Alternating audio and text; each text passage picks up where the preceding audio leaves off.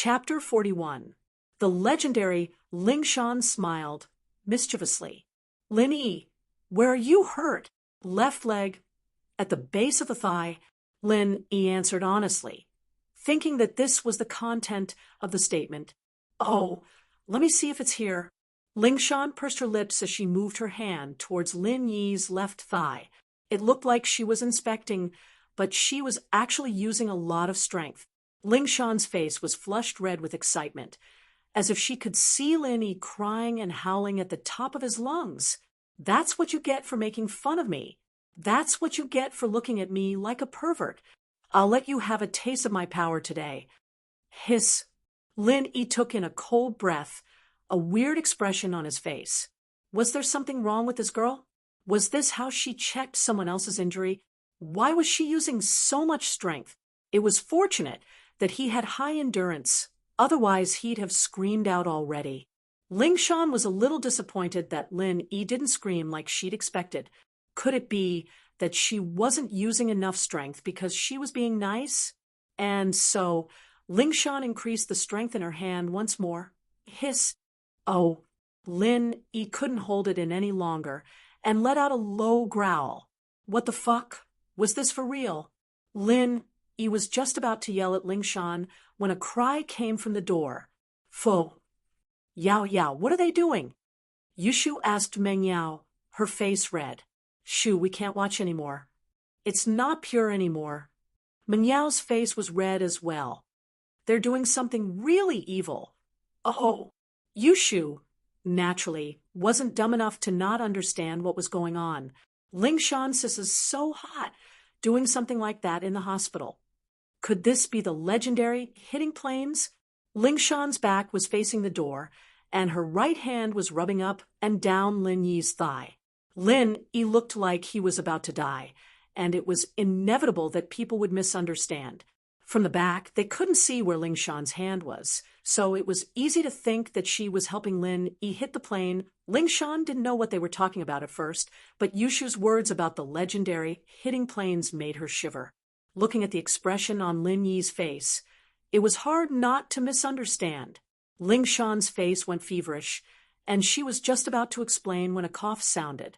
It turned out that Faubert had come to Lin Yi's room with Meng Yao and Yushu. Seeing the situation, Faubert couldn't help but cough dryly. Officer Song, Mr. Lin hasn't fully recovered yet, and it's a public place in the hospital. It's not very suitable for him to do other things. I didn't. Ling Shan really didn't know how to explain things to Faubert. Forget it. Hurry up and tidy yourself. We'll come in later. Faubert shook his head as he pulled Meng Yao and Yushu out of the room. He thought to himself, am I getting old? Was she unable to keep up with the times? She really didn't know that the Officer Song she'd met before was such a conservative person. Why was he so open today? Could it be that he had fallen in love with Lin Yi? Yao Yao. That Ling Shan's trying to steal food from the tiger's mouth. Yushu raised her fist angrily after leaving the room. What do you mean by stealing food from the tiger's mouth? Meng Yao's face was very red. Her heart was beating very fast, just thinking about what she'd seen. Lin Yi's your shield. What's wrong with her stealing it? Yushu said hatefully. Yao Yao, you can't let her get what she wants. What does that have to do with me? Meng Yao humphed. She felt that this Lin Yi wasn't a good person. Her impression of him had changed a little, but now her image of him fell to the ground once more. Doing something this dirty in the hospital was unforgivable. How unexpected that famous cold beauty Ling Shan would actually do something like this. She really can change any kind of woman when she's in love. Yushu was very pissed off. She wouldn't be this angry if it were someone else, but it just had to be Ling Shan. Yushu and Ling Shan grew up in the same compound, and because both of them were very pretty, they were the center of attention in the compound since they were young. It was just that Ling Shan was a little older than Yushu and had developed a little earlier, so she received more attention from the boys.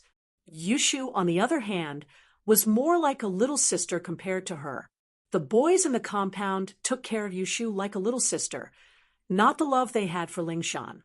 Although Yushu didn't care for their love, This kind of feeling made her very unhappy. This was the first reason. And the second reason was also the reason why Yushu hated Lingshan the most. Her brother was also one of Lingshan's admirers, and Yushu could never forget the disappointment her brother felt when Lingshan rejected him. Lingshan said that she wouldn't find a man weaker than her. And this was also the reason why Yushu's brother, Chen Yuming, joined the army. Shu, why are you so angry? Do you like that Linny kid? Meng Yao finally sensed something and asked Yushu curiously, Me? Of course not. There's no way I'd like him. Yushu found it hilarious herself. It was a ridiculous thing to say. If you don't like him, then don't talk about him in the future. It bothers me. Meng Yao didn't know what was bothering her. Was it because she ate Lin Yi's saliva, saw Lin Yi's dick, got touched by Lin Yi? It seemed like all of this was so far away, and it wasn't that important anymore. Today in the bank, in that instant, a pair of large hands pressed him down. Compared to this, the previous events were nothing. But Meng Yao's heart was blocked, and she felt very uncomfortable. In the sick room, Lingshan's face was red. She was done for, especially if that Yushu girl saw this. She wouldn't be able to go back to the compound anymore. She wouldn't have the face to go back. After hearing what that girl said, she would be even worse. Perhaps she was no different from a slut. Lingshan really wanted to shoot the culprit in the head when she saw that innocent face on the bed. It was all this guy's fault. What the hell was he doing? At the thought, Lingshan couldn't help but say hatefully, Lin Yi, what are you trying to do? How am I supposed to face people in the future if you scream like that? I say, Miss, people always say that boobs have no brains. I didn't believe it at first, but today I finally see what it means, Lin Yi said with a cold smile. Chapter 42. Twice a day. Don't think I'll give in just because you've got a pair of boobs dangling in front of my eyes. I'd rather go home and watch porn. Lin Yi curled his lips. First, you're the one who's pressing on my wounds. Would I be able to scream if you didn't? Don't be a thief calling a thief. Second, use your brain. Why can't you see people just because you're a girl? Everyone is equal in front of the law. So you're not equal because you're a girl? How am I supposed to see people if you can't see them? Lingshan was taken aback. She didn't expect Lin Yi to have so many excuses. She wanted to say that girls and boys weren't the same, but Lin Yi's everyone is equal shut her mouth. She was a lawyer. After all, wouldn't she be shooting herself in the foot if she said she wasn't equal? Lingshan pointed her finger at Lin Yi for a long while before putting her finger down.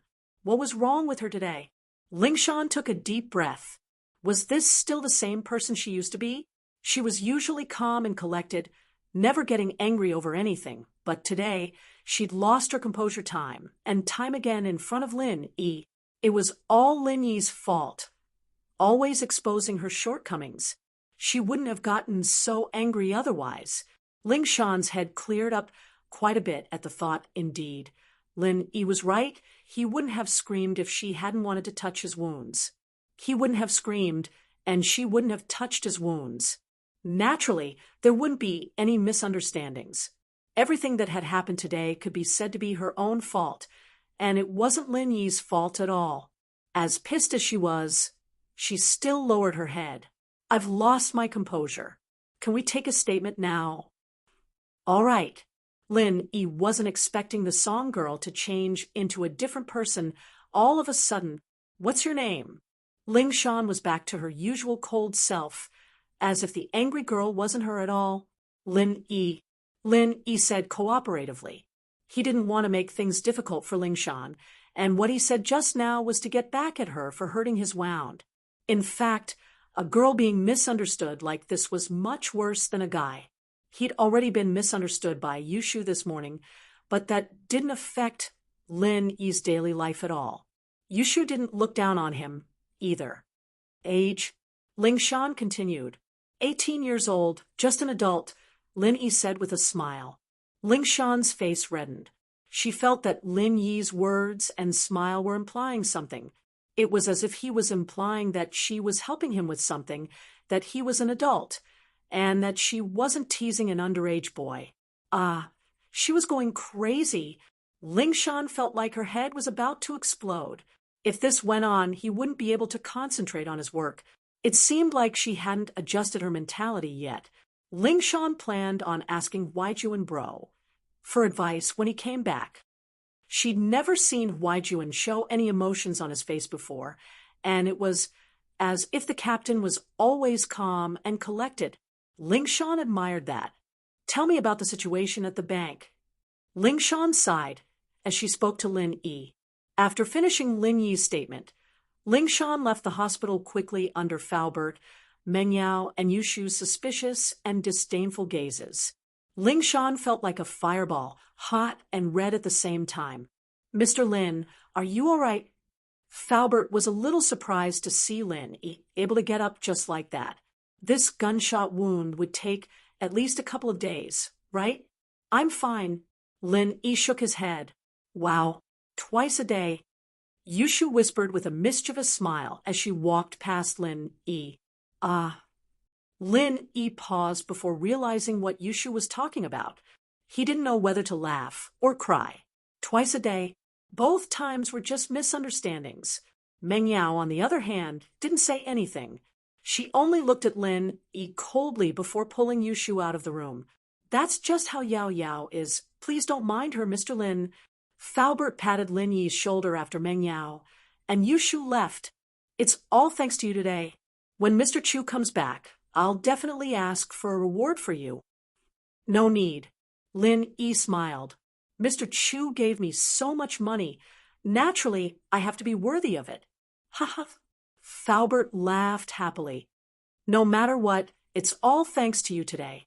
Faubert, this isn't as simple as it seems. According to that Baldy, someone called Sihua Bro ordered them to do this. Their main motive this time was probably a bank robbery. Kidnapping Meng Yao was the real deal." Linny said, "Although I don't know what the mastermind is planning, I think we still need to investigate this. The police force alone isn't enough." "Yes, I understand. I'll talk to Mr. Chu about this." Faubert nodded. He was suspicious as well. Why did Meng Yao get kidnapped when Mr. Chu was away? Was there a connection between this and the kidnapping? Lin Yi didn't say much.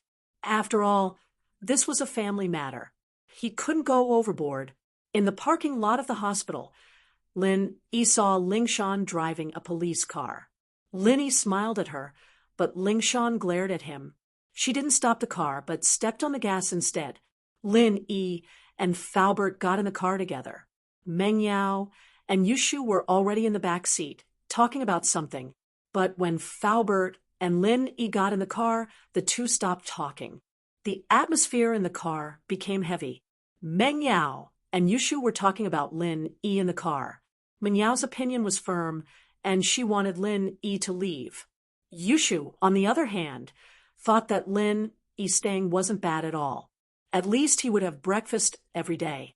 This made Meng Yao furious. Why did he only know how to eat? There were plenty of chefs in the restaurants under her family. Why would they need a country bumpkin like Lin Yi? And so the two fell silent. When Lin Yi got in the car, it became even more silent. Faubert parked the car in front of Meng Yao's villa. It seemed that Yushu was going to stay with Meng Yao. Faubert didn't even park the car in front of Yushu's house. The three got out of the car, and Faubert drove away. He still had to go to the hotel to prepare food for the three kids. Of course, in his eyes, Lin Yi was also a kid. "Stop!" Meng Yao stopped Lin Yi at the moment he stepped into the villa. Chapter 43. "She doesn't like him. You saved me today. I'm very thankful for that. I'll tell my dad to give you more money as a reward, but that doesn't mean I'll accept you. I'll tell my dad to fire you when he gets back," Meng Yao said after some hesitation. Lin Yi shrugged, a helpless smile on his face. "Don't worry, I won't stay here if Mr. Chu fires me." Lin Yi felt like he was a bit of a failure. Was it because the miss was too hard to please? Or was it because he wasn't good enough? But it didn't matter. As much as he liked the easy life he had right now, going to school and getting out of school, living with two beautiful girls, and having a good friend at school. It wasn't a life that belonged to him. Meng Yao panicked even more as she watched Lin Yi's downtrodden silhouette. Was she wrong? Shouldn't she have kicked him out? Meng Yao's heart wavered for the first time in her life. It was the scale that she was supposed to be on. Linny went back to his room and took off his clothes. There was a large patch of blood on his pants, and it looked like he wouldn't be able to wear them anymore. It was such a waste of a good pair of pants. Lin Yi's heart ached a little as he tossed the pants into the trash can in the corner of his room. Lin Yi took out a spare set of school uniform. Lin Yi walked out of his room after changing. Meng Yao and Yushu were watching TV on the sofa, and Lin Yi didn't want to disturb them. He sat down on the sofa furthest away from them and started watching cartoons with them. Yushu glanced at Lin Yi before going back to watching cartoons. Meng Yao, on the other hand, didn't even look in Lin Yi's direction. Because of the bank robbery, it was already past 9 p.m. when he got home. Although Uncle Fu rushed to the hotel to get the food, it was already 10:30 p.m. by the time it was delivered to the villa. It was already 10:30 p.m. As usual, Faubert left after leaving the food behind. The only difference was that when he left today, he specifically reminded Lin Yi, don't forget to check if the door is locked at night. Protect the two girls. Don't worry, Faubert. Lin Yi gave Faubert a reassuring look. When Lin Yi cultivated at night, he could already replace sleep. However, that was also the time when Lin Yi's spirit and senses were at their sharpest. Even the slightest movement couldn't escape Lin Yi's ears. Therefore, Lin Yi was very confident about the safety of the villa at night. Oh, Yushu cheered as she smelled the food. I'm starving. There's finally food. Yao Yao sis, let's go eat. Meng Yao stood up and walked to the kitchen with Yushu. She was a little hungry as well, but there was an indescribable pressure in her heart. She wasn't as lively as Yushu. Yushu couldn't wait to open the sealed container as they sat at the dining table, salivating. Yao Yao sis, it's braised chicken, tofu, hot and sour potato strips, and pig's foot soup. This pig's foot soup must have been custom-made for breast enlargement. Meng Yao glared at Yushu, telling her not to talk nonsense. There was a man in the house, and it wasn't the two of them anymore. Oh, Yushu shut her mouth. It smells so good. I love tofu. I heard that if you eat too much tofu, your skin will become whiter, just like the tofu beauty in the textbook. Meng Yao picked up her chopsticks and put them down again, glancing at Lin Yi on the sofa. He was still watching TV. She didn't know why, but that lonely figure made Meng Yao feel very uncomfortable. He was fighting to eat with her yesterday, but he wasn't here today. It must have been because she ate his saliva yesterday. Call your shield bro over for dinner. Meng Yao said to Yushu after some hesitation. That's your shield bro, all right? I don't need his shield. Yushu said with a smile as she looked at Meng Yao, trying to figure out what was going on. Why'd you call him over for dinner? Let's just ignore him then. Meng Yao said coldly, feeling a little nervous under Yushu's pressure. Oh, I'll go get him then. Yushu smiled and stood up, calling out to Lin Yi in the living room. Shield bro, it's dinner time. You guys eat first. I'll eat after you guys are done. Meng Yao doesn't like me. Lin Yi said gratefully as he looked at Yushu. This girl was really nice to him. After all, he didn't make her noodles for nothing. Meng Yao's hand shook when she heard Lin Yi's words, and a piece of braised chicken fell onto the table. Meng Yao wanted to cry. She was the one who asked Lin Yi to come over for dinner. And this guy was treating Yushu like a kind-hearted person. He even said that she didn't like him. What a waste of my good intentions. Yao Yao said. Yushu was about to say something when Meng Yao pulled her back. Ignore him. Let him starve to death. Meng Yao said hatefully. She hated him to death. Ah, but Yao Yao, didn't you say you wanted him to eat with us? Why are you ignoring him now? Yushu looked at Meng Yao strangely. I changed my mind. Meng Yao humphed and hesitated. Shu, if you like him, then call him over. Me? But he said that you don't like him. Yushu said, innocently, Meng Yao wanted to say that she didn't like him, didn't she? But if she said it out loud, wouldn't that make it sound like she liked him? Meng Yao's lips twitched, but she didn't say anything in the end. Let's eat. Sometime later, if she could go back in time, Meng Yao would have stood up and yelled at him without hesitation. I like you. I like you. Come and eat with me. Meng Yao didn't hesitate at all when she heard those words from him. But time couldn't be turned back, and it was destined that in the future, Meng Yao would spend many sleepless nights hugging the blanket that was soaked in tears. Meng Yao made her wish the moment the meteor streaked across the night sky. But was it really going to work? Looking at the starry sky, Meng Yao realized that she didn't know when it started, but the distance between them was getting farther and farther. Although it seemed to be within reach, there was an insurmountable ravine between the two of them, and this ravine was dug out by her own hands. Chapter 44. Let me tell you a secret. After the two girls finished eating, they went upstairs. It was already very late, about 11 o'clock. They still had to go to school tomorrow, so they should rest early at this time. Lin Yi stood up and walked to the dining table, a beautiful smile on his face. He didn't hear what Yushu and Meng Yao were talking about, but he saw everything that happened after Yushu told him to eat and sat down at the dining table. The two girls spoke very softly, but they didn't expect Lin Yi to be able to read lips.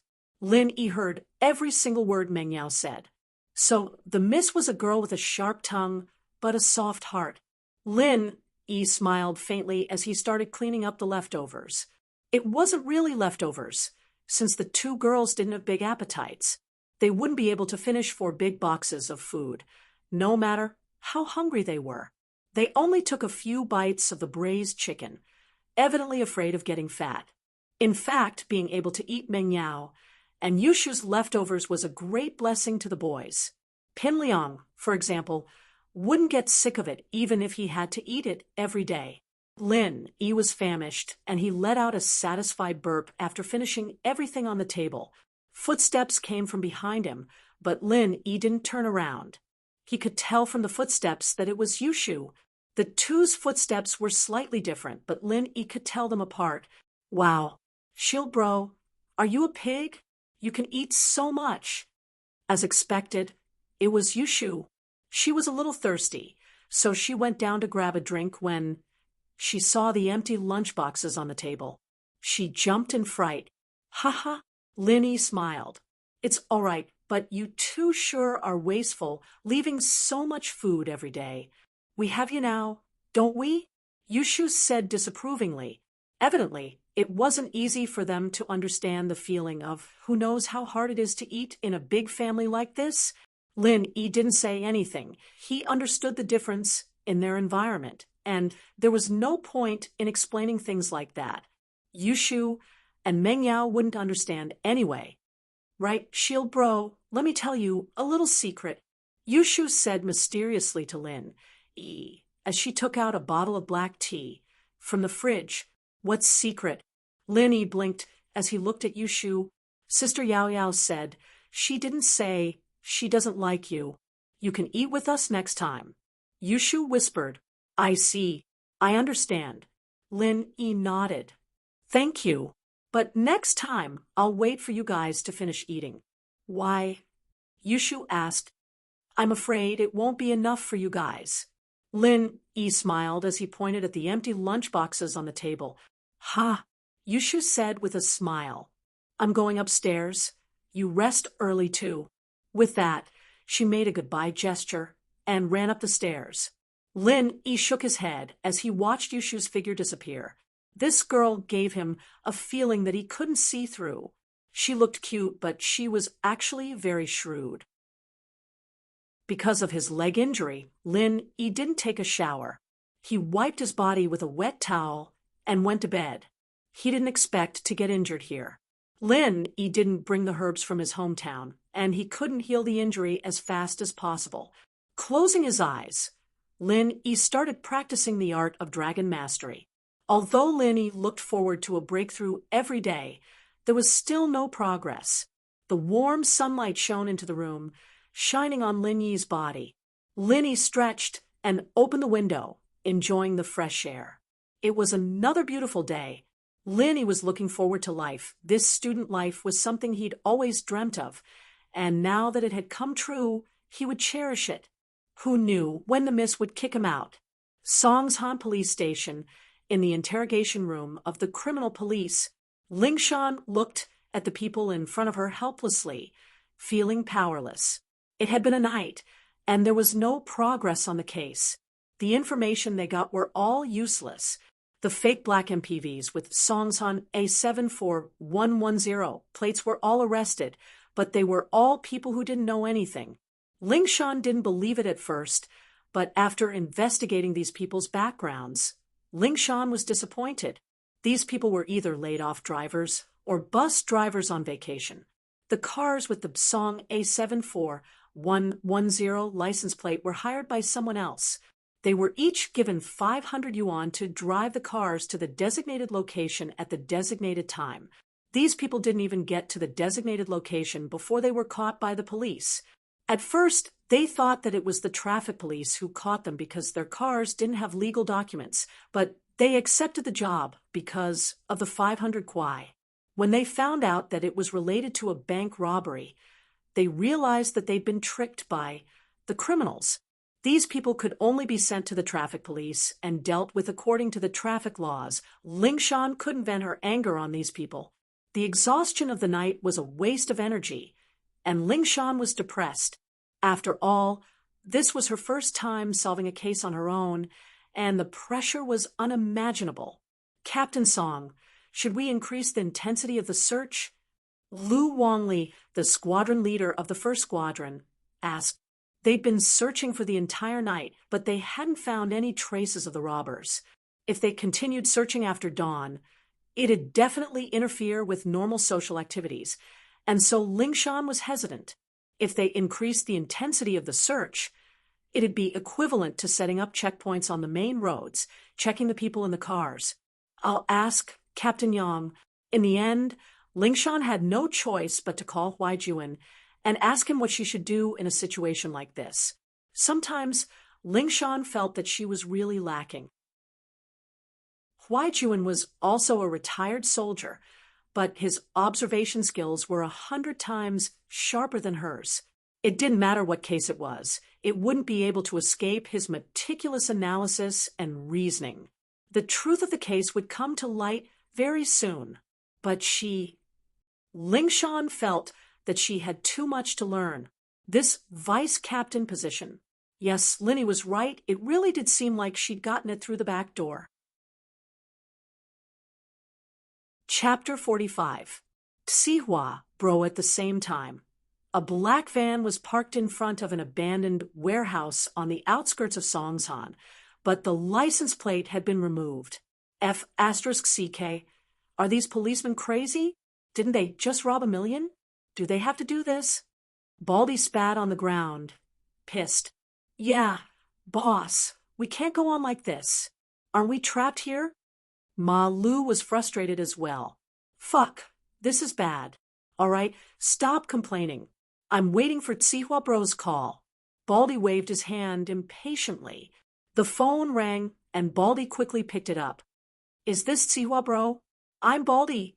What the fuck are you doing? A cold voice came from the other side of the phone. Xihua bro, what's wrong with me? Baldy paused. Did you take the money out of the bank? Xihua bro asked darkly. I just brought it out. What's the big deal? Baldy said, feeling wronged. It wasn't easy for him to rob a bank, and if he didn't take the money with him, wouldn't it be a waste? Pig brain, what did I tell you? I told you not to take the money. Are you fucking deaf? Xihua bro cursed. The cops wouldn't have put in so much effort to capture you if you didn't take the money. They're only working so hard because you took the money. Baldy thought about it and realized that it was indeed the case. It was all his fault for being greedy and causing a disaster. He quickly begged, Xihua bro, I'm risking my life for you. You can't just leave me like this. You have to save me. Humph, is that girl all right? Xihua bro humphed. coldly. Girl? What girl? Baldy blinked. Meng Yao, you didn't touch her, did you? Fuck. Xihua Bro's voice was a little rushed. You're done for if you touch her. Ugh. Baldy stuttered as he remembered Meng Yao. I'm sorry, Xihua Bro. She was rescued. What? Xihua Bro shouted. You motherf Aster's cur. You didn't catch him? No, Baldy said with a trembling voice. Then you can F Aster's king wait for your death. It was a mistake to ask you for help. Xihua Bro cursed. You're AF Aster's king piece of shit. You deserve to be arrested by the police. With that, Xihua Bro hung up. Xihua Bro. Xihua Bro. Baldy panicked and started begging. Xihua Bro, can you leave me alone? I'm your man. But after praying for a long time, Baldy realized that Xihua Bro had hung up. Boss, what did Xihua Bro say? Ma Lu asked anxiously after Baldy put down the phone. Xihua Bro abandoned us. We're done for. Baldy said dejectedly. Doomed? Ma Lu was taken aback. What do you mean? Xihua Bro doesn't care about us anymore. He doesn't care about us anymore because we didn't catch that Chu Mengyao girl. Baldy sighed as he sat on the ground. Motherf asterisk cur, you F asterisk king Baldy, it's all your fault. That girl wouldn't have been able to get away if you hadn't been kidnapped by that kid. Ma Lu suddenly became agitated as he jumped up from the ground and pounced at Baldy. You dare to rebel? Baldy was stunned. He looked at Ma Lu in disbelief as he punched himself. Why are you still trying to act tough at a time like this? Ma Lu smiled coldly. You motherf asterisk cur. If that kid didn't take your gun, we wouldn't be in this state right now. Baldy said as he started fighting with Ma Lu. Bang, bang. 2 gunshots rang out, and Baldy and Ma Lu fell into a pool of blood. Both of them died with their eyes wide open. It was Baldy's lackey who had been shouting at the bank. His name was Ji Laosen, and he was the most prestigious person in the group other than Baldy. He was the vice leader. Third bro, you. The remaining 2 lackeys looked at Ji Laosen in shock. These 2 people are too sentimental and blaming others. Old Ji snorted and said, What time is it now? Fighting amongst ourselves? Xihua Bro doesn't want us, so he doesn't want us anymore. But we have hands and legs, and most importantly, we have money. As long as we survive this, we'll be able to enjoy endless wealth. Don't you guys think so? The 2 lackeys thought about it and agreed. Baldy and Ma Lu were arguing endlessly, and fighting amongst each other was the scariest thing in a situation like this. If they weren't careful, they'd become a clue to the police, and they'd fall into the police's hands. Only by working together could they survive this crisis. The 2 lackeys nodded at the thought. After all, Baldy was dead, and Ji Laosen was now the leader. They could only place their hopes on Ji Laosen if they wanted to be safe. This money is enough for the 3 of us to spend for the rest of our lives. Ji Laosen opened the money pouch, revealing the bundles of banknotes inside. He knew that there was no point in saying anything right now. Money was the only thing that could buy people's hearts. We'll each get close to 500,000 in here. 2 less people means 1 less person to split the money with. Third bro, we'll leave everything to you 3. The 2 lackeys nodded in agreement. Ji Laosen nodded in satisfaction as he looked at Baldy and Ma Lu's corpses in disdain. Both Meng Yao and Yushu almost overslept because they'd slept late last night. The 2 only crawled out of bed after the alarm had rung thrice, running to the bathroom to wash up. Lin Yi, on the other hand, woke up early and made 3 bowls of noodles. He started boiling water when he heard the commotion upstairs. He'd made Yang Chun noodles yesterday, and Lin Yi was making chicken noodles today. There were still some leftovers from the braised chicken from yesterday, so Lin Yi decided to use the leftover chicken juice to make the soup. Lin Yi's noodles were done by the time Meng Yao and Yushu came downstairs. Wow, it smells so good. Yushu's nose was sharp, and she picked up the smell immediately. She ran to the dining room happily. Yao Yao, your shield bro made noodles for us again. Meng Yao had wanted to follow Yushu to the dining room, but Yushu's words stopped her in her tracks. It was Lin Yi's noodle. Should she go? Meng Yao would have turned around and walked away, pretending that she hadn't smelled anything if it was for the sake of her pride and face. But the smell of the noodles was too tempting. Chapter 46. Chapter 46. Getting close to the dean. Wow. It smells so good. It's so delicious. Yushu commented as she ate. What was the big deal? She'd had a bowl yesterday anyway. It wouldn't make a difference. Meng Yao gritted her teeth as she walked towards the dining room. Meng Yao's actions weren't missed by Lin Yi at all, and Lin Yi smiled faintly. This Meng Yao was quite an interesting character. Meng Yao, come eat your noodles, Lin Yi encouraged, hoping to motivate Meng Yao even more. Thanks. Meng Yao's voice was as quiet as a mosquito's, surprising both Lin Yi and Yushu. Was this still Meng Yao? Meng Yao picked up her chopsticks as she sat down at the dining table. She felt like crying as she stared at the fragrant noodles in front of her, wondering if she'd gone a little too far with Lin Yi. He was actually a really good person. Yeah, at least he was a qualified nanny. Falbert's car stopped in front of the villa punctually at 7 in the morning, and Meng Yao, Yushu, and Lin Yi walked out of the villa. Meng Yao didn't say anything, but there was less hostility in her eyes now as she looked at Lin Yi. Mr. Lin, according to the doctor's orders, you'll have to go to the hospital to get your bandages changed. Falbert said, I'll send Miss Chu and Miss Chen to school first, and then I'll drive you to the hospital to get your bandages changed. All right. Lin Yi nodded after some thought. The wound on his leg wasn't that big of a deal, but he didn't want people to think of him as a monster. Miss Chu, can you help Mr. Lin apply for leave? Falbert asked in a negotiating tone. Meng Yao didn't know what to say. She didn't hate Lin Yi that much anymore, but asking for leave on Lin Yi's behalf. How could she do that? Wouldn't everyone know that she was living with Lin Yi then? Falbert thought that Meng Yao and Lin Yi were still in conflict, so he turned to Yushu. Miss Chen, why don't you help Mr. Lin apply for leave? It's fine with me. It's just that Yao doesn't want people to know that she's living with Lin Yi. Yushu said innocently, but emphasized the word living with. Li Fu slapped his forehead, realizing that Meng Yao was worried about that. That was true. How could a girl say something like that? Meng Yao didn't want to say it out. Meng Yao glared at Yushu.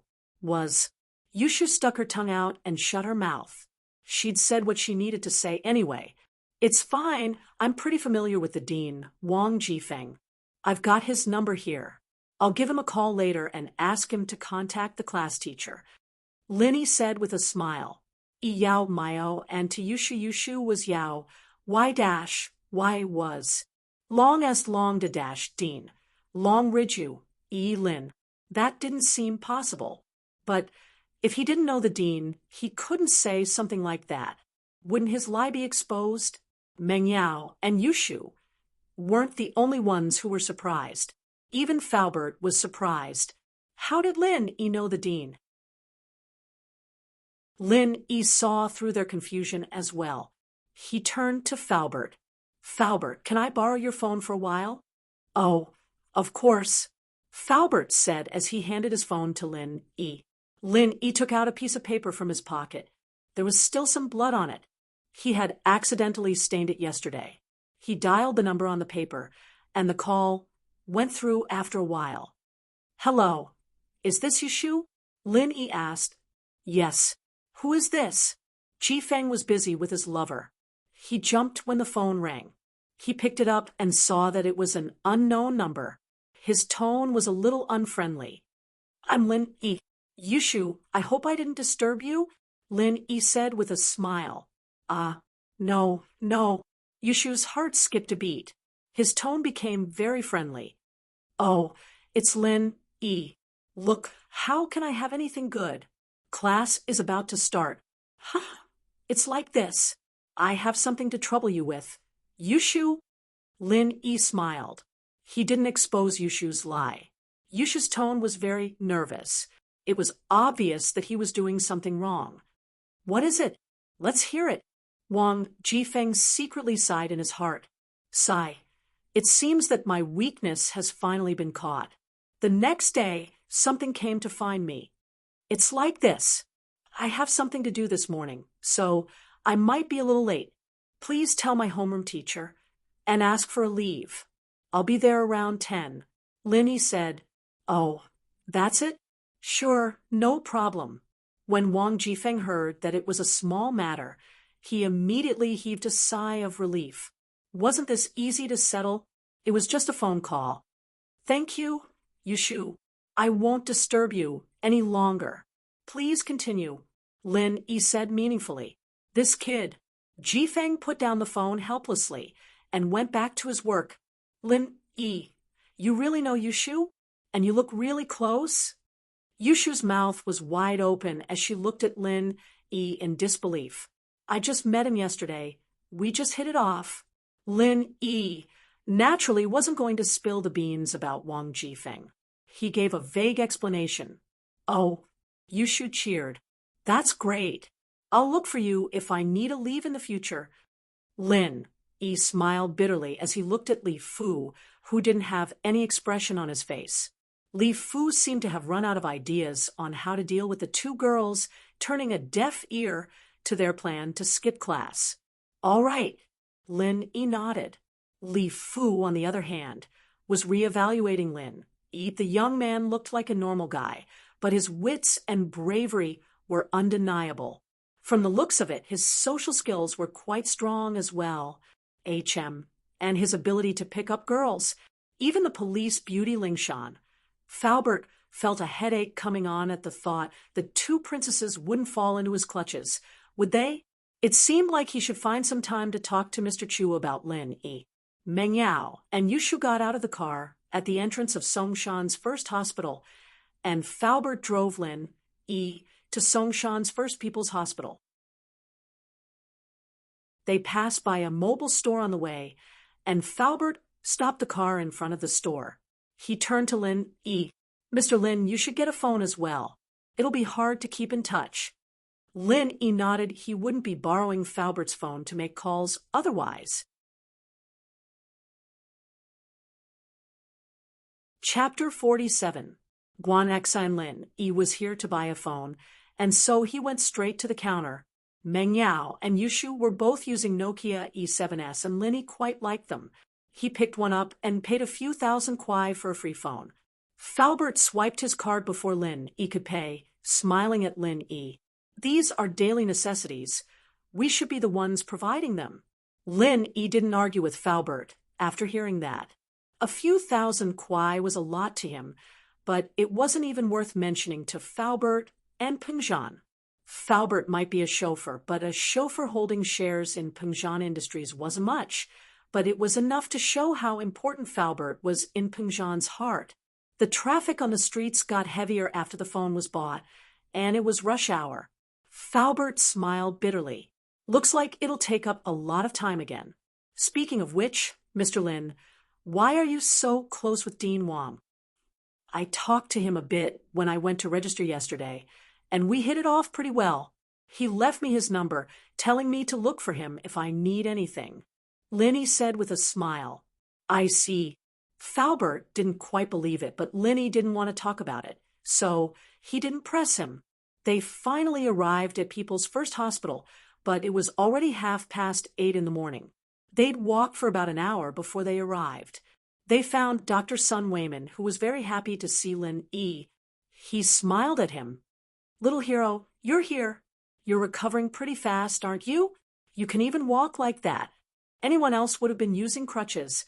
Dr. Sun, please don't call me little hero. It's a little awkward. Plus, I'm no hero.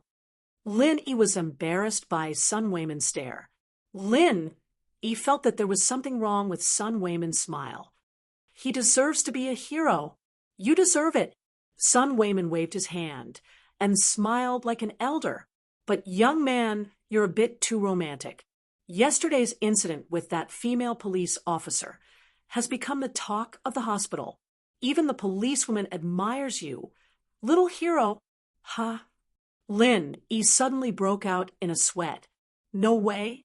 People always said that news traveled very fast on campus. Could it be that news traveled very fast in the hospital as well? Ha ha. Okay, I won't tease you anymore. Son Wayman smiled as he wrote down a medical advice and handed it over to Lynn E. Take this to the treatment room. All right. Lynn E. hurriedly took the medical advice and ran out of Son Wayman's treatment room. His back was drenched in cold sweat. If that girl Lingshan were to hear about what happened today, it'd be a huge problem. He'd tried his best to convince her last night, but she'd had nothing to say about it. Wouldn't she come looking for him when she realized what had happened? Just thinking about it gave Lynn E. a headache. The treatment room was right in front of the treatment room. Lynn E. knocked on the door. A very gentle voice came from inside. Please come in. Hee hee. The voice of a beautiful nurse was really nice to hear. Lynn E. opened the door casually and walked in. Hello, I'm here to change my dressing. Ah. The nurse in the treatment room raised her head in surprise and looked at Lynn E. You're okay? What do you mean I'm okay? I haven't changed my dressing yet. Lynn E. didn't know what was going on. The nurse was quite pretty with a round face and big eyes. Was she a psychopath or something? You don't recognize me? Guan Xian pouted and looked at Lynn E. with a pitiful look. Yesterday was Guan Xian's first month's salary. She was very happy. She was finally independent. She didn't need to be called a money worshiper by her family anymore. In fact, Guan Xian didn't lack money. On the contrary, her family was very rich. But Guan Xian didn't want that. She wanted to work hard and earn her own money. After graduating from medical school, Guan Xian stayed in Songshan's First People's Hospital as a nurse. In fact, in this era of fierce competition, it wasn't easy to be a nurse. Many beautiful girls had to lower their heads to get the job they wanted. But Guan Xian's family background was there. Sleeping with the daughter of a hospital shareholder? Wouldn't that be suicidal? Who would dare?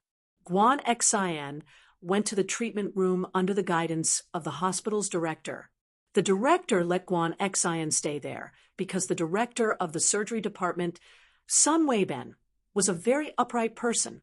Otherwise, if there was a scandal of a doctor flirting with a shareholder's daughter, he might as well resign. After work, Guan Xian happily ran to the bank to withdraw her salary and enjoy the joy of making money.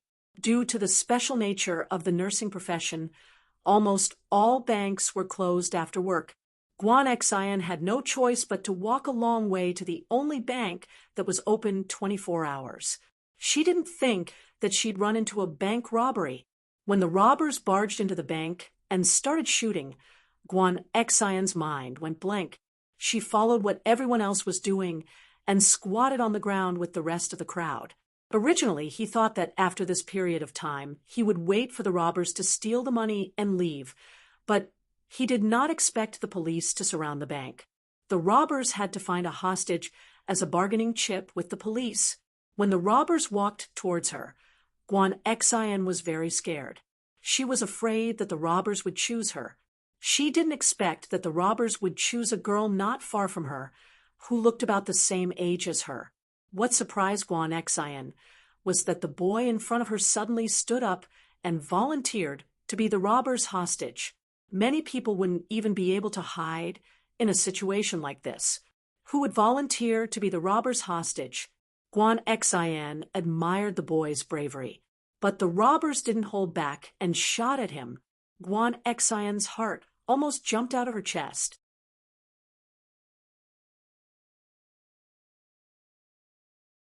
Chapter 48.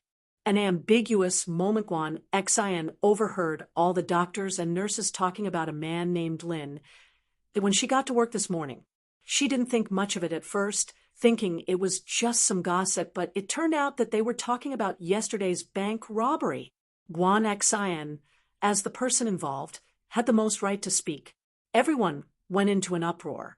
when she said that the young man in front of her stood up and offered to be a hostage.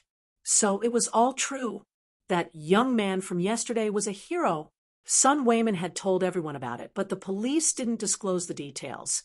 So most people thought that Lin Yi was just bragging to Son Wayman. But now that Guan Xian had seen it with her own eyes, Lin Yi really was a little hero. What? He came to the hospital for treatment yesterday? That means he's out of the robbers' control. Guan Xian was overjoyed at Son Wayman's words, as if a heavy stone had been lifted from her heart. She hadn't slept well the night before because she was worried about Lin Yi and that girl, but now she could finally relax. That's right. Son Wayman smiled. Lin Yi, he's not simple at all. But Xian, you're really lucky. Lin Yi said yesterday that he could have dodged the bullet when the gunman opened fire, but he saw that there was a girl behind him. If he dodged, the bullet would have hit the girl, so he took the bullet head-on instead. And that lucky girl seems to be you. So that's what happened. Guan Xian's mouth was wide open. No wonder he leaned to the side and straightened his body. He was afraid of hurting her. Ha ha. Xian. Linny has to come to the hospital to change his bandages later. I'll tell him to go find you. Son Wayman smiled. Son Wayman didn't know Guan Xian's real identity, but the dean had told him that Guan Xian was sent here by someone important and that he should take care of her. Son Wayman had always been a very modest person. He did not need the director to greet him. He was very kind to the people in the department, especially the young people. He would try his best to give them advice and would never hide anything. Guan Xian's face reddened. A hero saving a damsel in distress like this was bound to make people think too much, especially in such a dramatic way. After Lin Yi was injured, he went to the hospital, where she was treated. Lin Yi looked at the attractive nurse in front of him. He felt that she looked familiar, but he didn't know where he had seen her before. However, her words, "Don't you recognize me?" made Lin Yi's hair stand on end. Why do I feel like a heartless man who cheated a girl of her feelings? You are? Lin Yi looked at the girl in front of him suspiciously. He wanted to find some clues from her big bright eyes, but unfortunately, Lin Yi still couldn't remember who she was. It was no wonder. She was just a passerby that Lin Yi met yesterday. He didn't even know her name, so there was no way that Lin Yi would have any impression of her. Thank you for blocking the bullet for me yesterday. Guan Xian was a bit disappointed that Lin Yi didn't recognize her. She took the initiative to tell him how they met. It's you? Lin Yi finally remembered who the girl in front of him was. She was the girl behind him at the bank yesterday. You remember? Guan Xian was a bit happy that Lin Yi remembered her. Actually, the robber was going to shoot me yesterday. I can't hurt others just because I dodged the bullet, so you don't need to thank me. Lin Yi explained. You don't need to feel bad about it. Oh. Guan Xian didn't know what to say after hearing Lin Yi's words. She nodded, and the atmosphere became a bit awkward. All right, help me change the bandages. Lin Yi smiled. Nice to meet you. Pretty nurse. I'm Guan Xian. Guan Xian was amused by Lin Yi.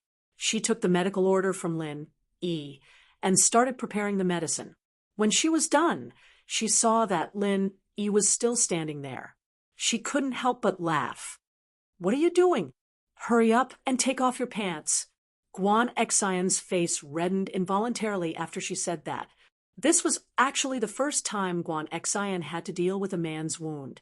In the past, Son Wayman would always hand it over to the married female nurses in the department. These young nurses would usually take care of superficial wounds on the hands and feet. But today's situation was different. Lin Yi was Guan Xian's savior, and Son Wayman wanted to hand Lin Yi over to Guan Xian. Guan Xian didn't object to it, and so the matter was settled. Ugh, that's not too good. Lin Yi was starting to feel a bit embarrassed. He hadn't even taken off his pants yesterday, and there was already a rumor going around with Lingshan. If he took his pants off today, wouldn't it be even worse? Guan Xian didn't feel embarrassed when she saw a man like Lin Yi acting coy. Instead, she found it funny. I'm a nurse. What are you doing behind my back? You know, patients have no privacy in front of a doctor. Be a good boy and take off your pants.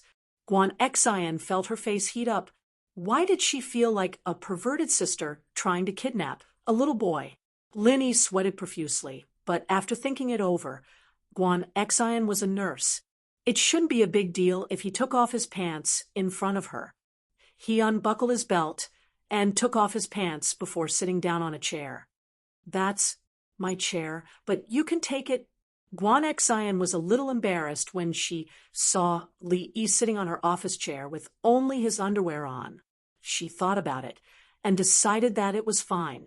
Lin Yi, on the other hand, was a little apologetic. I didn't know this was your chair. Do you want me to switch? Forget it, your leg's injured. Don't switch it around, Guan Xian said, as she squatted down and started examining the bandages on Lin Yi's leg. She didn't think that Lin Yi, who looked so skinny, had such muscles on his legs. No wonder he was able to leave with the criminals after getting shot. Guan Xian was a little surprised. Guan Xian carefully unwrapped the bandages, but the more careful she was, the more nervous she got. Especially when she saw the bulge in Lin Yi's underwear, Guan Xian felt her breathing quicken. Her hands trembled slightly, and her face was as red as the sunset. Guan Xian was nervous, but Lin Yi wasn't any better.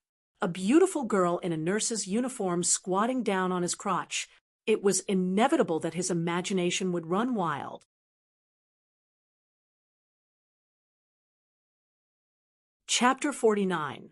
Find me tomorrow. Guan Xian was feeling the warmth of Guan Xian's hand. She'd accidentally touched Lin Yi, so she couldn't help but lower her head in embarrassment.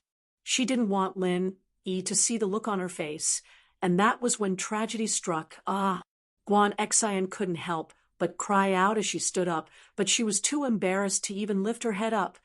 Lin Yi looked at Guan Xian's face helplessly. Who told you to touch him? But since it had already happened, he had no choice but to apologize awkwardly. I'm sorry, I couldn't help myself. Guan Xian felt bad when Lin Yi apologized to her first. She knew very well that Lin Yi had been acting normally, and it was only because she'd accidentally touched him that he'd reacted. She was the one to blame. It's not your fault. I'm a nurse. I shouldn't have cared about stuff like that. It's just that my thoughts were a bit impure, Guan Xian explained. If it had been anyone else, Guan Xian wouldn't have been so nice to them. She'd have slapped them a long time ago, but Lin Yi was different. He was her savior, and Guan Xian was filled with guilt at the gunshot wound.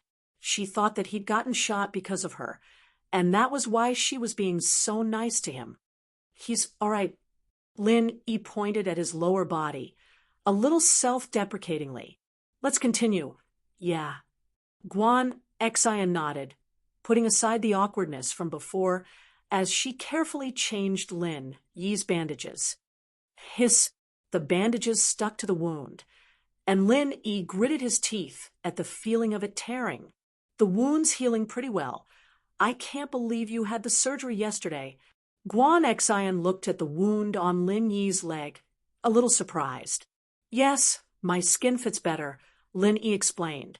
He definitely couldn't tell her that it was because he practiced the art of dragon mastery.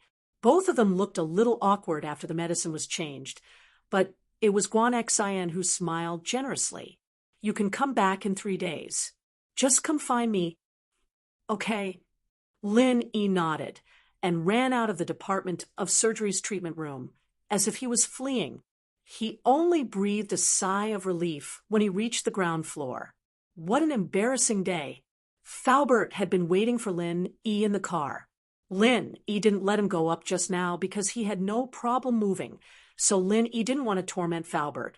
Did you change the medicine? Seeing Lin Yi coming out of the hospital, Faubert opened the door and asked, Yes, it's done. Lin Yi nodded. But you still have to come back tomorrow to see how the wound is healing. You can come back the next day.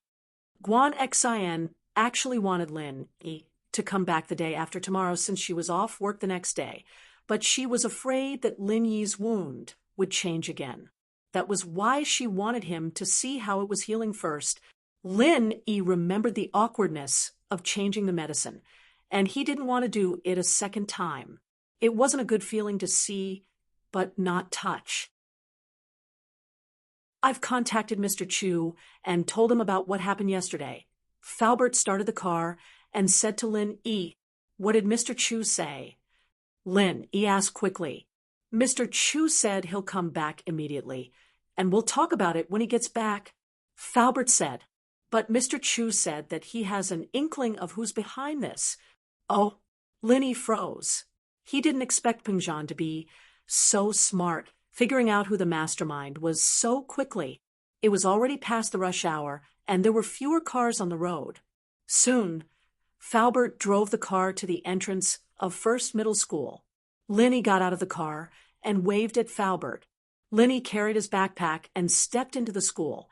The field was empty, and there were only a few students playing basketball. Evidently, they were the bad students who didn't go to class normally. Bang! A basketball rolled towards Lin Yi. "Hey, kid, throw the basketball over here." A student with long hair in a black shirt shouted at Lin Yi. Lin Yi was in a hurry to go to class. So, where would he find the time to pick up the ball? Moreover, the basketball didn't just reach Lin Yi's feet, but there was a certain distance between it and Lin Yi's feet. "Mother asterisk her, I'm talking to you, didn't you hear me?" Zhou Ruoming was immediately displeased. In this school, was there a student who dared to disobey him? Lin Yi heard Zhou Ruoming's curses, and he couldn't help but frown. Although Lin Yi didn't know who his parents were since he was young, it was still very displeasing to hear such insults. Lin Yi slowly turned around to look at Ruoming, pointing at him before pointing at himself. "Were you talking about me?" "Yes. It's you? Are you fucking deaf? I'll count to 3, throw the ball to me, and we'll be fine. Otherwise I'll King kick you out of this school." Zhou Ruoming looked at Lin Yi's clothes and knew that he was a poor student, so he didn't have any scruples when he spoke. Lin Yi didn't say anything. He walked straight to the direction where the basketball rolled. Then he bent down and picked up the basketball. A group of lackeys around Zhou Ruoming cheered. Zhou Ruoming enjoyed the feeling of others kneeling under his feet. This feeling of being the school's overlord made him extremely refreshed. Brother Ming is still the most prestigious. One word, and that kid had to pick up the ball obediently. He was scolded, but he didn't even dare to fart. One of Zhou Ruoming's supporters praised him flatteringly. "Humph, he's just a poor student." Zhou Ruoming said proudly, "In this school, a person who dares to go against me, Zhou Ruoming, hasn't been born yet." Lin Yi stood up and turned to Zhou Ruoming with the basketball in his arms. Zhou Ruoming made a posture of getting ready to catch the ball and signaled Lin Yi to throw the basketball over. Lin Yi looked at Zhou Ruoming's flashy look, and a slight curve appeared at the corner of his mouth. He suddenly raised his hand, and the basketball flew from his hand to Zhou Ruoming at high speed. Of course, Zhou Ruoming didn't realize that danger was approaching him. He still made a posture of catching the ball with his hands in front of him, ready to catch the basketball thrown by Lin Yi. Bang! The basketball hit Zhou Ruoming's hand. At first, Zhou Ruoming was still complacent about being able to catch the basketball from such a long distance. A group of lackeys around him also cheered and shouted flatteringly, "Brother Ming is so handsome. He's simply the new Jordan."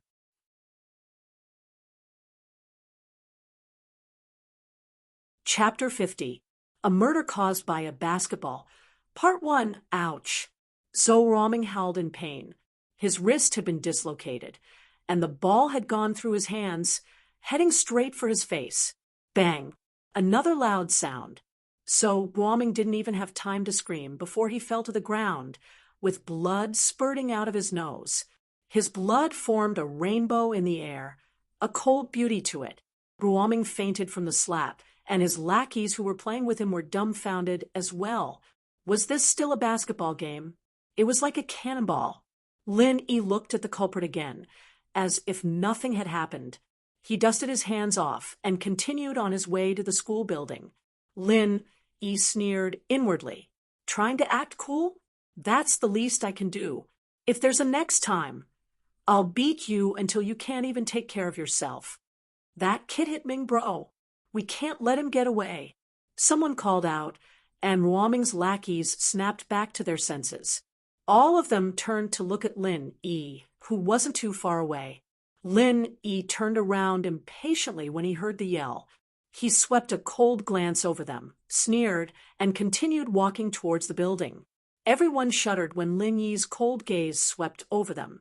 It was a beautiful wish to avenge Ming Bro, but when it came to it, they looked at Zhou Ruoming's deformed wrist, his face covered in blood, and no one knew if he was dead or alive.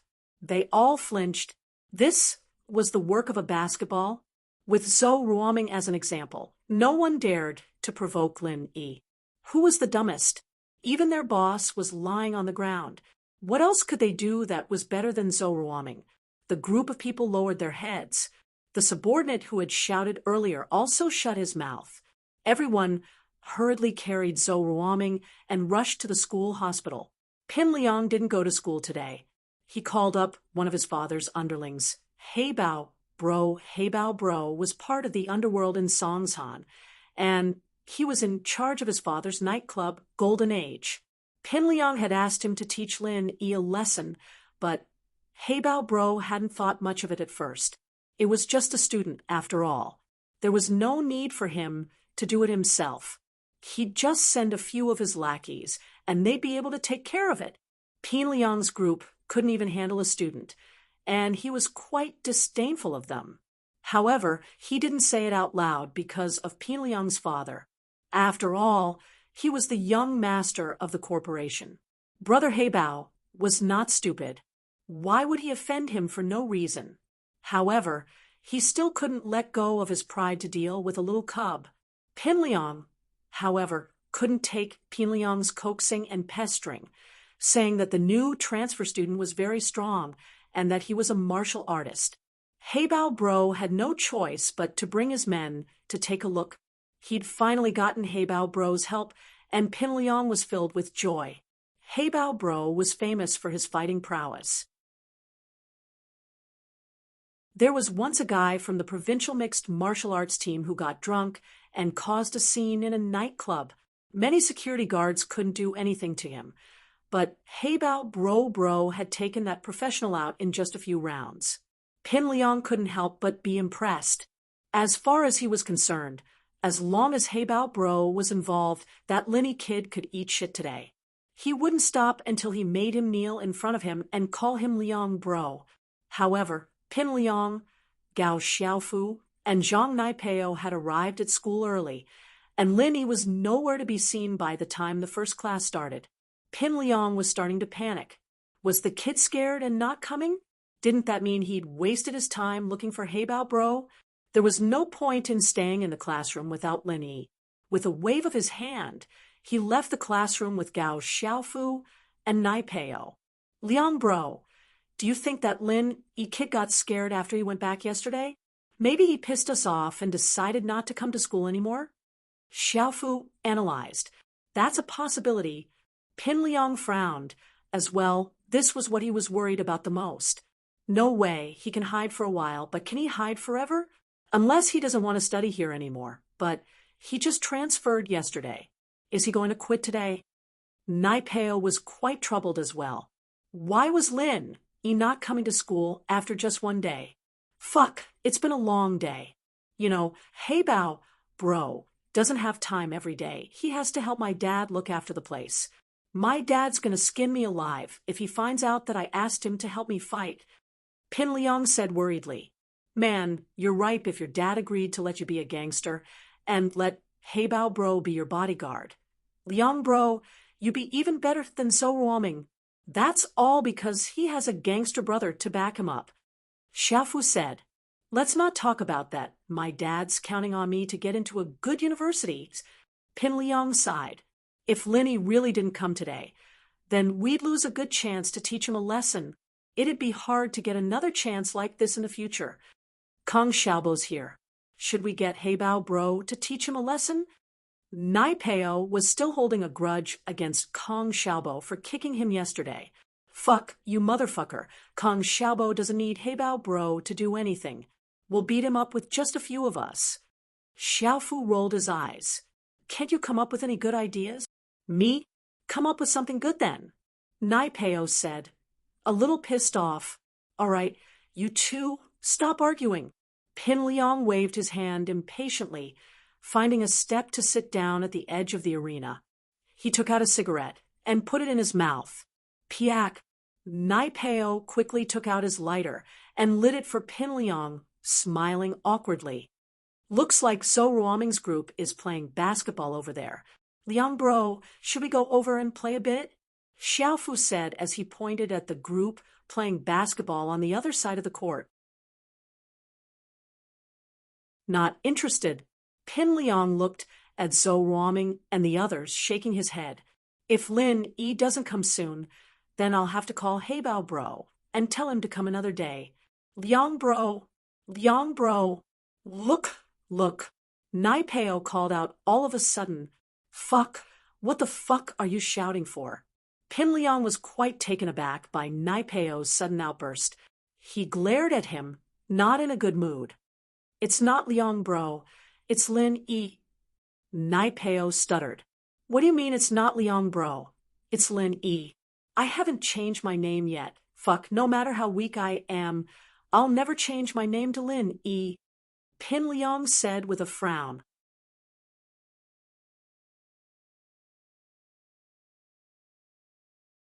Chapter 51. A Basketball Case. Part 2. What? Linny? He's here? Where is he? Pin Liang was startled as well, raising his head to look in the direction Nai Peo was pointing at. As expected, Lin Yi was walking in leisurely in his school uniform, his bag slung over his shoulder. Fuck, this guy's pretty relaxed. Nai Peo wasn't very happy looking at Lin Yi's carefree face. He'd almost gotten a concussion from the guy yesterday, and he still had a bump on his head and a couple of band-aids on his face. Just thinking about it pissed him off. Liang Bro, should we go over? Xiaofu said, subconsciously, go over? Why the hell would we go over? You think you can beat him? Pin Liang said as he looked at Xiaofu. Did Lin think he was that good at fighting? Wasn't he the same as yesterday? Xiaofu reacted immediately. The three of them had been beaten to a pulp by Lin Yi yesterday, and going over now was just asking for trouble. He shrunk his head and looked at Lin Yi helplessly. Pin Liang and the other two were still pissed off when they saw Zhou Ruoming stop Lin Yi and let him pick up the ball. They stared at Lin Yi as if they were watching a good show. Huh, this is great. Someone's going to take care of Lin Yi for us, Xiaofu said as he watched the situation unfold. Zhou Ruoming was a ruthless man, especially with a gangster brother.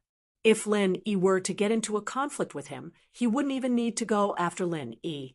Zhou Ruoming would be the one to kill him.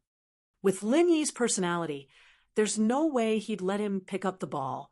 Nai Peo said proudly, Zhou Ruoming's pretty good at fighting. This is going to be a good show.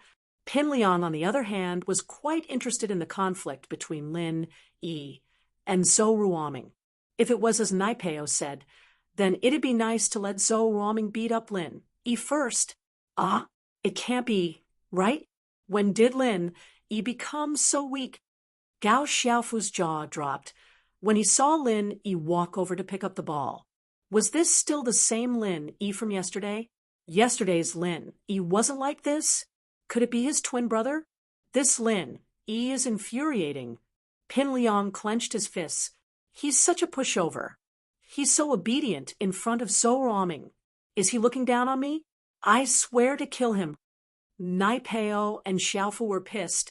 As well, this was a provocation. A naked provocation. Were they any worse than Zhou Ruoming and the others?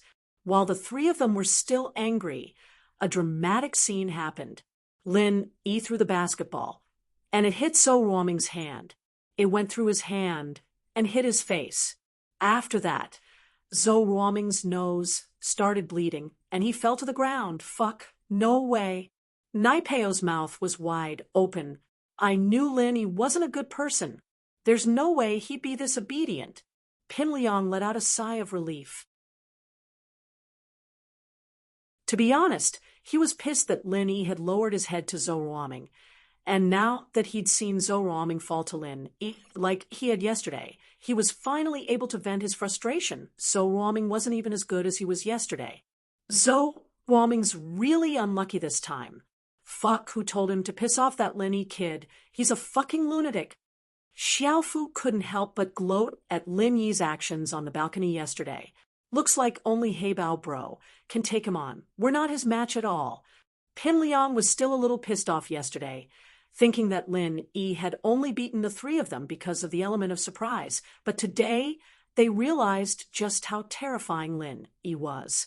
He was super strong, and he'd been able to knock Zhou Ruoming out with a basketball from so far away.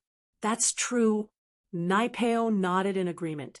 Looks like we shouldn't mess with this guy. He's a violent maniac. Lin Yi, naturally, didn't know that the guy he'd just hit was Zhou Ruoming, one of the Big Four, but he wouldn't hold back even if he did. Big Four? I'll turn you into a Big Four. Lin Yi came to Class 5's classroom and knocked on the door. Come in. The homeroom teacher, Miss Lu's voice came from inside. It was her math class. Miss Lu, something came up at home. Sorry, I'm late. Lin Yi said politely as he pushed the door open. He'd already spoken to the dean, but he didn't want to use that relationship to pressure the teacher. After all, he still had to work under the teacher in the future. Miss Lu had already received the dean's instructions this morning, so she didn't say anything. She only nodded. All right, come in. Lin Yi walked into the classroom obediently and went back to his seat. Yushu looked at Lin Yi, shocked. She turned to Meng Yao. Yao, why do I feel like he's not hurt? His leg was shot. How can he walk so fast? Who knows? Meng Yao glanced at Lin Yi and curled her lips. Maybe he's just happy with his love life. Meng Yao didn't know why, but she remembered the scene between Lingshan and Lin Yi in the hospital yesterday. Lingshan, that little vixen. I thought she was all high and mighty, Yushu said angrily as she recalled the scene yesterday. She was even more upset that her brother would like a woman like that. Although, in Yushu's eyes, Lin Yi was still passable. He was a handsome and capable man, but he couldn't compare to her brother. She couldn't let go of the fact that Lingshan liked Lin Yi. Lin Yi, naturally, didn't know that the two girls in front of him were talking about him. Lin Yi took out his math textbook and flipped to the page where the teacher was revising. He listened to the class quietly. All the classes had ended, and the only thing he had to do now was to revise what he'd learned in the past. Although Lin Yi hadn't gone to school, he had studied high school and university courses under old Lin's supervision. He didn't feel tired at all when listening to Miss Lu. Lin Yi wasn't some kind of prodigy, but his memory was better than most people's. Plus, the internet was so advanced that all sorts of materials and courses could be downloaded. It wasn't hard for him to study on his own. Looking at Pin Liang, Xiaofu, and Naipeo's seats, Lin Yi realized that they weren't in the classroom. Could it be that they were too heavily injured and couldn't come?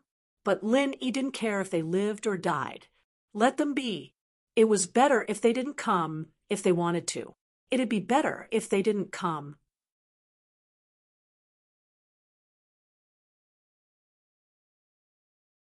Chapter 52. Heibao Bro. The class was halfway through by the time Lin Yi entered the classroom. The bell rang, signaling the end of class. Miss Lu left after assigning the homework. Kong Xiaobo turned around to look at Lin Yi, a little grumpy. I say, boss, you scared me. I thought you weren't coming today. What? Scared that Pin Liang and the other two would come after you? They didn't come either. Did they? Lin Yi smiled. It was true that Kong Xiaobo wouldn't be able to handle Pin Liang's group alone.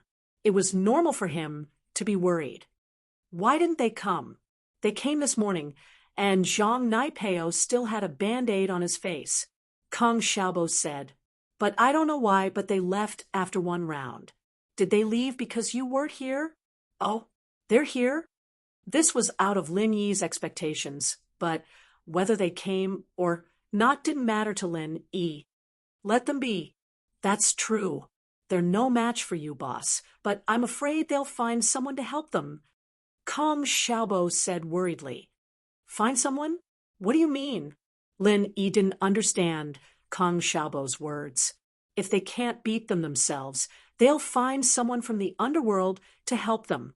Kang Xiaobo explained. You have to be careful, boss. They have connections with people from the underworld. Lin Yi frowned. As far as he was concerned, Pin Liang was still a student, no matter how cocky he was. His way of dealing with people was limited to the school's way of doing things. He didn't expect Kang Xiaobo to be saying that these people had connections with people from the underworld, and that they'd need help if they couldn't beat them. Of course, one of the big four, Zhou Ruoming, has a brother in the underworld, Kang Xiaobo said. Last time when he fought with the boss of No. 2 middle school, he asked his brother to come. Oh, his older brother was bare-chested, very tough, and had tattoos on his body. His underlings were all holding steel pipes and knives in their hands.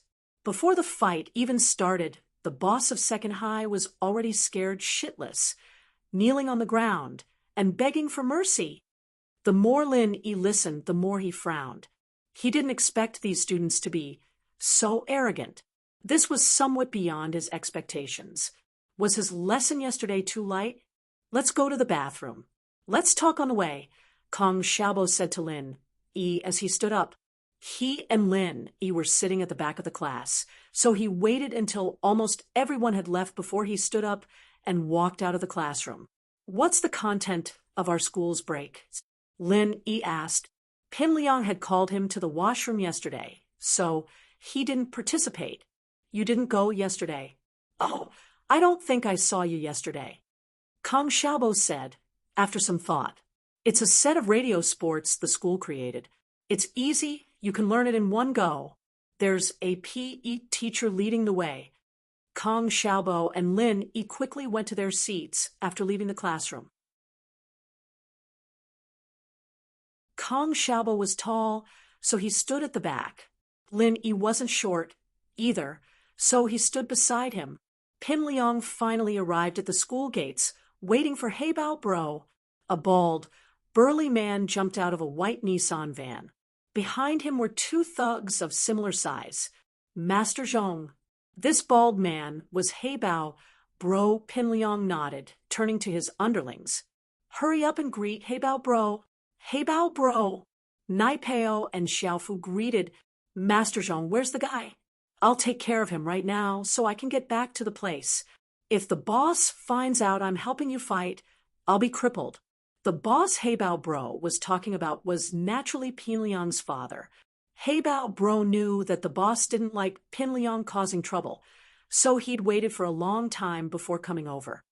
He's inside, in the middle of the break, Pin Liang said. Heibao Bro nodded, his cigarette dangling from his lips as he walked into the school. He was stopped by the old guard when he reached the gates. Hey, what are you doing here? This is a school. You can't just come in. Heibao Bro looked back at the old man in disdain, blowing a ring of smoke at the old man's face. Stay here if you don't want to die, you old bastard. The old man looked at Heibao Bro and shrunk his head. These gangsters weren't people an old man like him could mess with, so he pretended not to see anything and let them in.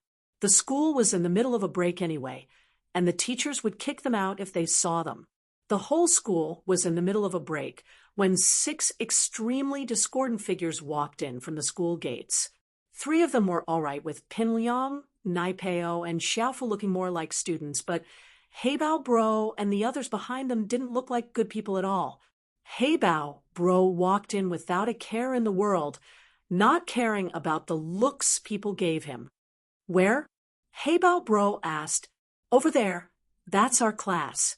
Lin, he must be coming out to break as well. Pin Liang couldn't see clearly from afar, but He could tell that Linny was coming out to break as well.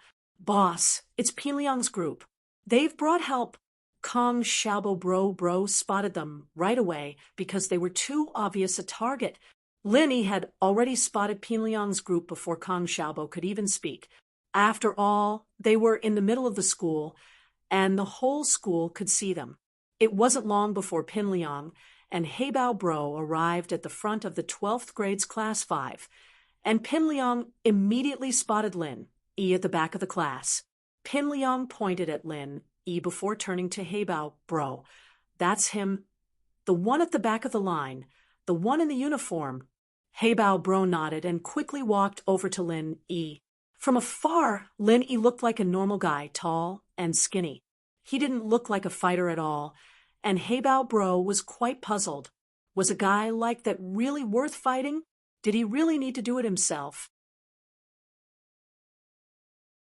Other than his good looks, Heibao Bro didn't see any good points in Lin Yi. He just looked like a poor student no matter how he looked at him. He didn't look like he could fight at all. But since the young master had given him the order, Heibao Bro decided to end the fight as soon as possible so he could return to the nightclub. "You're Lin Yi." Heibao Bro walked up to Lin Yi, biting on his cigarette as he looked at Lin Yi from the corner of his eyes. "Yes," Lin Yi replied faintly. "Do you know why I'm looking for you?" Heibao Bro didn't look friendly at Lin Yi's arrogance.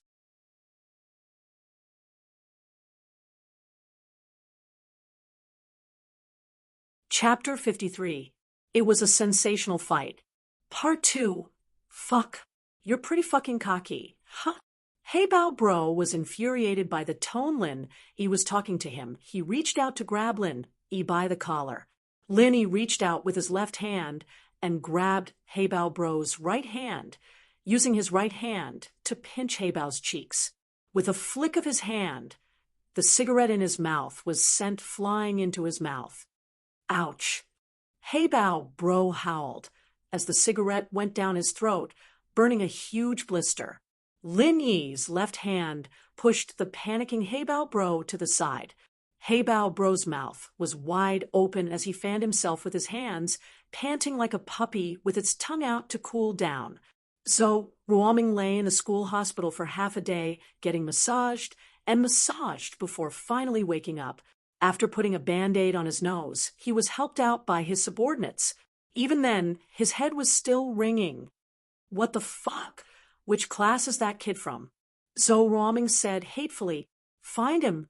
I'll beat him up so bad his mother won't recognize him." "We don't know either." Zhou Ruoming's men didn't know which class Lin Yi was from either. There were too many normal students in school uniforms like this, and they wouldn't attract any attention at all. "Fuck, it's got to be someone from our school, that's for sure. You guys go look for him, class by class after class. Beat him to death when you find him," Ruoming said fiercely. "Don't worry, Ming Bro." The underlings quickly responded. Although they were shocked by Lin Yi's skills earlier, there was no need to be afraid of him, now that there were so many of them. The group walked out of the school hospital to find the students in the middle of the day. One of Zhou Ruoming's men saw Pinliang and Heibao Bro walking in, pointing at them. "Ming Bro, look, isn't that Pinliang's group? They don't look like students from our school." "Oh." Zhou Ruoming raised his head and looked in the direction his man pointed. Pinliang, Gao Xiaofu, and Zhang Naipeo walked into the school with their heads held high, followed by 3 bulky men. Ruoming recognized the shirtless man in the lead, the one with the tattoos all over his body. It was Heibao Bro, one of the more famous people in the underworld. Ruoming's brother had drunk with him before, and Heibao Bro had brought Ruoming along as well, so Ruoming had an impression of him. "That's Heibao Bro. He's very famous in the underworld. He's famous for his fighting prowess. I wonder why Pinliang found him. Could it be that he wants to deal with our school students?" One of Zhou Ruoming's men guessed. "I don't know, but isn't that a bit overboard? Why would he need Heibao Bro to deal with our school students?" Zhou Ruoming shook his head. He didn't know what Pinliang was planning. So Ruoming and his men sat on a bench in the schoolyard, watching the situation unfold. Ruoming was very curious as to who it was that made Pinliang go to such lengths to get so many people to deal with him. All of a sudden, Ruoming remembered seeing Pinliang's group beaten black and blue last night. He'd asked Pinliang what was wrong, but Pinliang didn't say anything. Could it be that he'd been beaten up by someone and was here to take revenge? So Ruoming found it more and more plausible. He couldn't help but find it funny. Pinliang was getting more and more screwed up, getting beaten up by his school students, and even asking people from the underworld to take care of it. What was even funnier was that this fellow actually said that they were playing around and fighting. Ming bro, why does that guy look so familiar? One of Zhou Ruoming's men pointed at Heibao. Bro, asterisk, isn't that the guy who hit Ming bro with a basketball? Another man recognized Lin immediately. So Ruoming looked at him. It really was the guy who hit him with the basketball this morning. Ming bro, what do we do now? Zhou Ruoming's men were getting ready to take credit. Don't do anything. I think this guy pissed off Pinliang. If that's the case, let Heibao bro take care of him. We're not in a rush. Zhou Ruoming said faintly. Zhou Ruoming's expression was calm, but his heart was in turmoil. Pinliang wasn't as good of a fighter as Lin Yi, but his two underlings, Zhang Naipeo and Gao Xiaofu, were no pushovers either. Lin Yi wasn't an easy opponent to deal with. And the fact that he'd called for help from the underworld meant that Lin wasn't a simple character. He'd thought it was a coincidence that he got hit with a basketball, but now it seemed like that wasn't the case.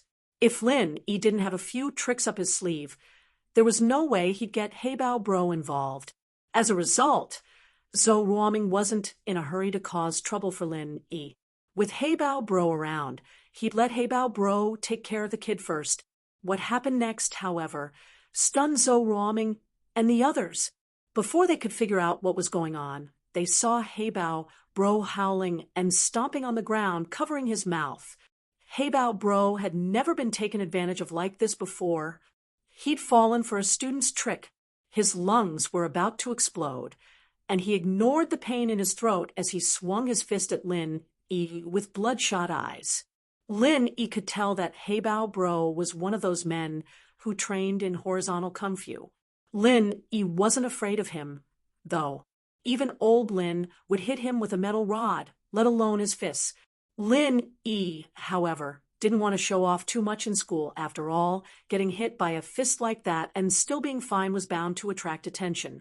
As a result, Lin Yi dodged quickly, and Heibao bro's fist missed. Lin Yi moved behind Heibao bro in a flash, and Lin Yi raised his leg, aiming for Heibao bro's, but, of course, this was the same move Lin Yi had used on Pinliang before entering school. Lin Yi wanted to use this simple move to defeat the man in front of him, and so he acted more like a street thug without any technique. Lin Yi didn't want to expose his kung fu in public, since old Lin had taught him to focus on assassination. Lin Yi didn't want too many people to know his background, and so he used brute force. Heibao bro was a lot heavier than Pinliang, but Lin Yi's kick could even leave a hole in a car, let alone Heibao bro. But Lin Yi didn't want to be accused of injuring and crippling someone in public. A lesson was enough. He didn't want Heibao bro's pelvis to explode, crippling him for the rest of his life.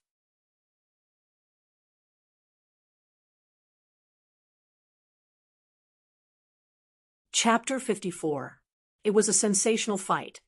In progress, Pinliang, Xiaofu, Naipeo, and Heibao bro's lackeys were all stunned as Heibao bro fell to the ground. Even more stunned were Zhou Ruoming's men. Zhou Ruoming couldn't believe what he was seeing. Heibao bro was knocked out just like that. Others might not know how strong Heibao bro was, but Zhou Ruoming knew that he was a fighter, one that even his own big brother wasn't a match for. Yet Lin Yi had taken down a tough guy like him with ease, without even breaking a sweat. Fuck, that worked. One of Zhou Ruoming's lackey's eyes went wide. That kid's just lucky Isn't he? That lucky? So Wang shook his head. He wasn't an idiot, and in fact, he was one of the more intelligent ones. He didn't think that Lin Yi had gotten lucky to beat Heibao Bro. Who was Heibao Bro? He was a guy who fought like he ate. He'd been on the battlefield all these years. There was no way he'd get knocked out by luck. He'd be dead a long time ago. Strength was strength, and Zhou Guoming understood that the basketball he'd taken this morning wasn't for nothing. Heibao Bro was in a much worse state than he was, and from the looks of it, he wasn't afraid anymore. As expected, Lin Yi wasn't planning on taking Heibao Bro's life, but he wasn't going to let him go that easily. The kick didn't cause the pelvis to explode, but the bones were definitely fractured. Heibao Bro would be in the hospital for a month or so. Heibao Bro! Heibao Bro's lackeys weren't expecting Lin Yi to be this troublesome, taking down their boss in one go. Their eyes reddened as they charged towards Lin Yi. Lin Yi was getting impatient. Today was his first day in class, and he'd been planning on learning from it. But these guys were messing with his plans. Kill him for me. Brother Heibao struggled a few times, but he could no longer endure the pain in his lower body. He gritted his teeth, and a fierce glint flashed in his eyes. It had been many years since he had suffered such a loss. Now, he had suffered such a great loss at the hands of a student. This was something he could not tolerate.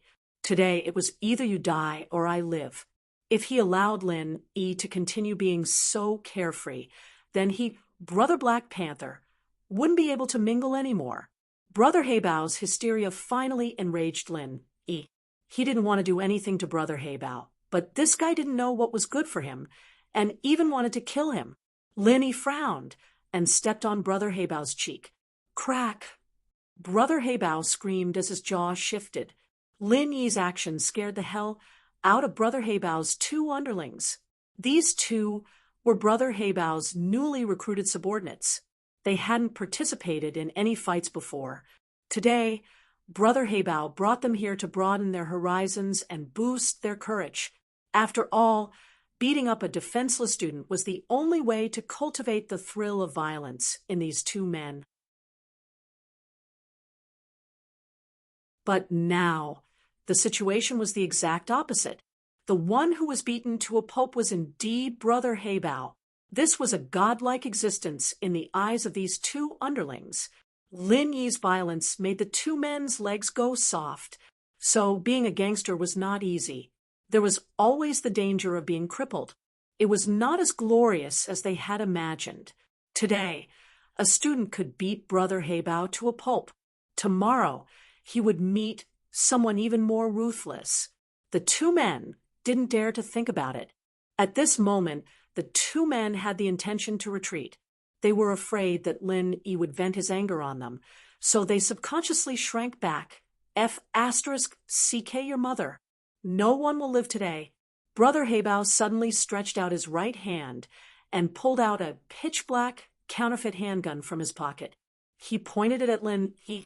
Counterfeit handguns were commonly known as shotguns.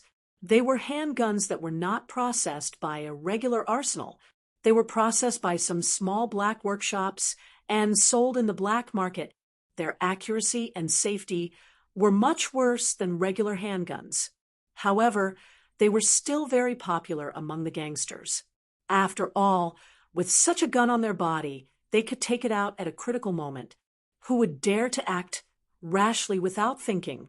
Brother Heibao had brought this handgun with him, just in case. He never imagined that he would pull it out in this situation. A school, the most unlikely place to take it out.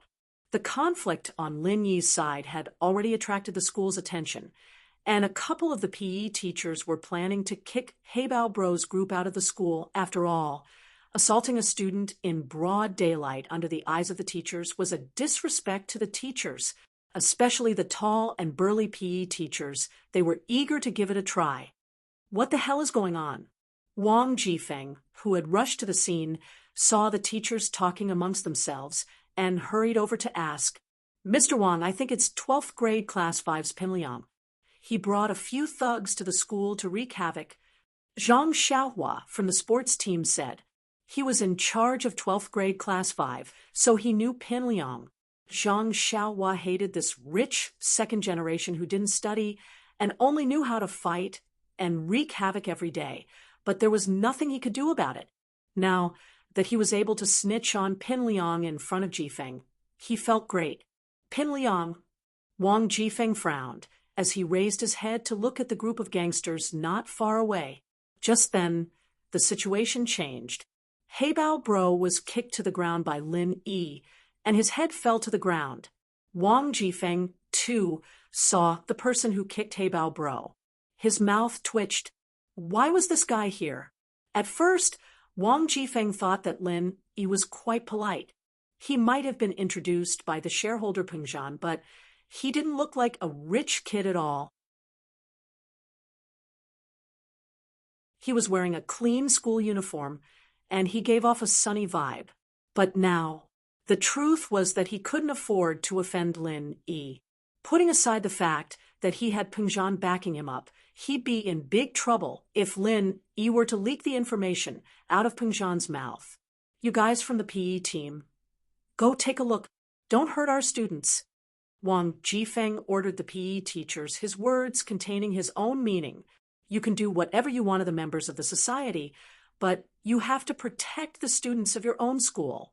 The PE teachers, of course, understood the meaning behind Wang Jifeng's words. Although Lin Yi had the upper hand now, they had to go over and continue to carry it forward.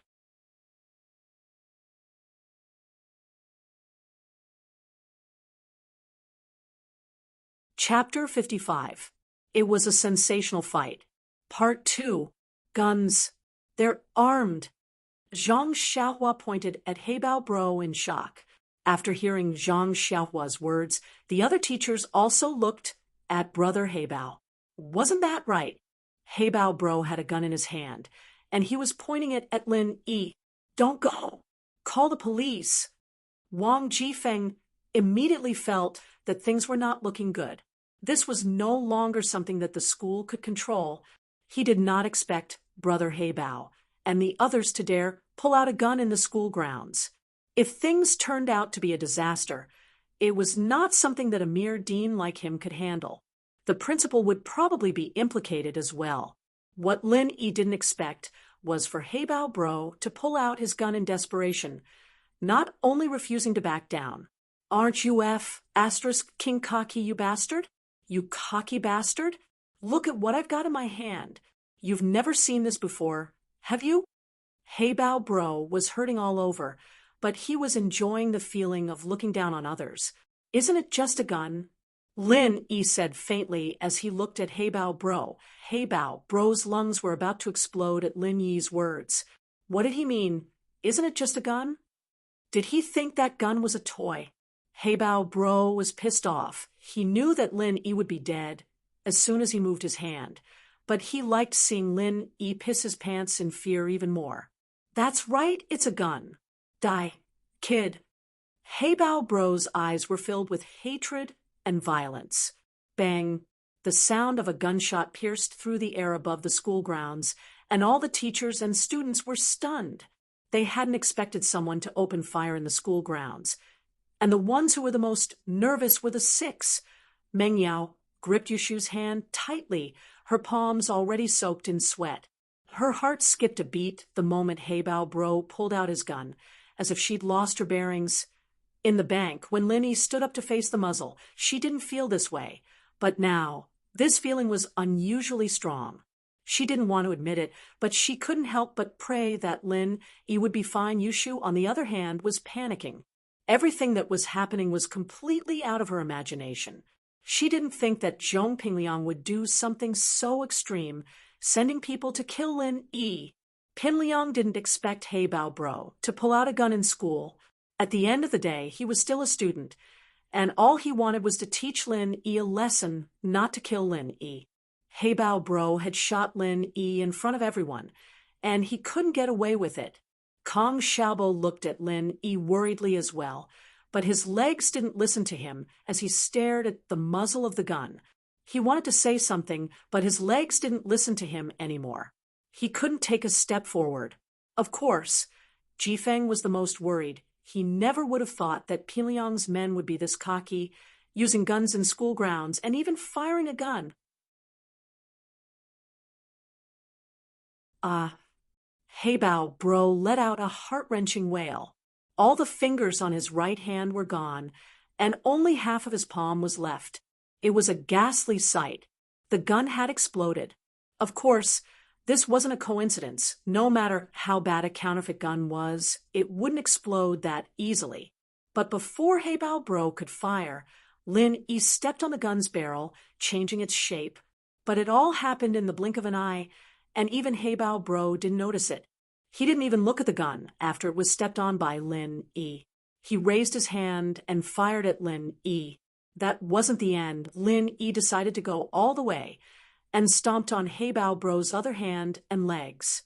The crisp sound of bones breaking accompanied Heibao Bro's cries, sending shivers down everyone's spines. Pin Liang, on the other hand, was scared witless. He hid behind the basketball hoop with Xiaofu and Nai Peo, not daring to come any closer. So Ruoming, on the other hand, couldn't describe what he was feeling right now. The moment Heibao Bro pulled out his gun, he panicked a little. His brother was a gangster, but he'd never touched a real gun before. Ming Bro, he has a gun. So Ruoming's lackey pointed at Heibao Bro with his mouth wide open. I have eyes. I can see it myself. So Ruoming held his breath as he glared at his lackey. He didn't want to be interrupted at a critical moment like this. So Ruoming felt like he was in a movie, and he didn't have the same uneasiness as Pin Liang. Whether or not Lin Yi died, he could just be a bystander and watch the show. Gunshots, howls, but instead of seeing Lin Yi lying in a pool of blood, Zhou Ruoming saw Heibao Bro howling like a madman with only half a palm left. Fuck, no way? Ming Bro, I think the gun exploded. So Ruoming's lackey's eyes were wide open. Don't mess with this kid anymore. So Ruoming felt a chill run down his spine as he watched Lin Yi step on Heibao. Bro, this kid's a fucking lunatic. So Ruoming didn't want to say that in front of his lackey, but he had to. He didn't want his lackey to mess with this violent maniac, and that would only bring more trouble to himself. So Ruoming knew his own limitations. Even Heibao Bro wasn't a match for Lin Yi, and he'd only end up as an appetizer. But to cover up his embarrassment, Zhou Ruoming added, this kid's a fucking lunatic. What he was trying to say was that Lin Yi was a lunatic, and normal people couldn't compare to a lunatic. That way, he could save his face. In actuality, Zhou Ruoming didn't even need to explain to his lackeys. His lackeys were already scared out of their wits. They didn't have the guts to mess with someone who could beat up a gangster like Heibao Bro. Humph, this guy's only good at acting. Meng Yao let out a breath of relief when she saw that Lin Yi was fine, but she still put on a cold face. She wanted to say that he was acting, but didn't think it was a proper word. The words came out as acting. I told you, this Shield Bro's a badass. Yushu let out a breath of relief as well, her smile returning to her face as she said to Meng Yao.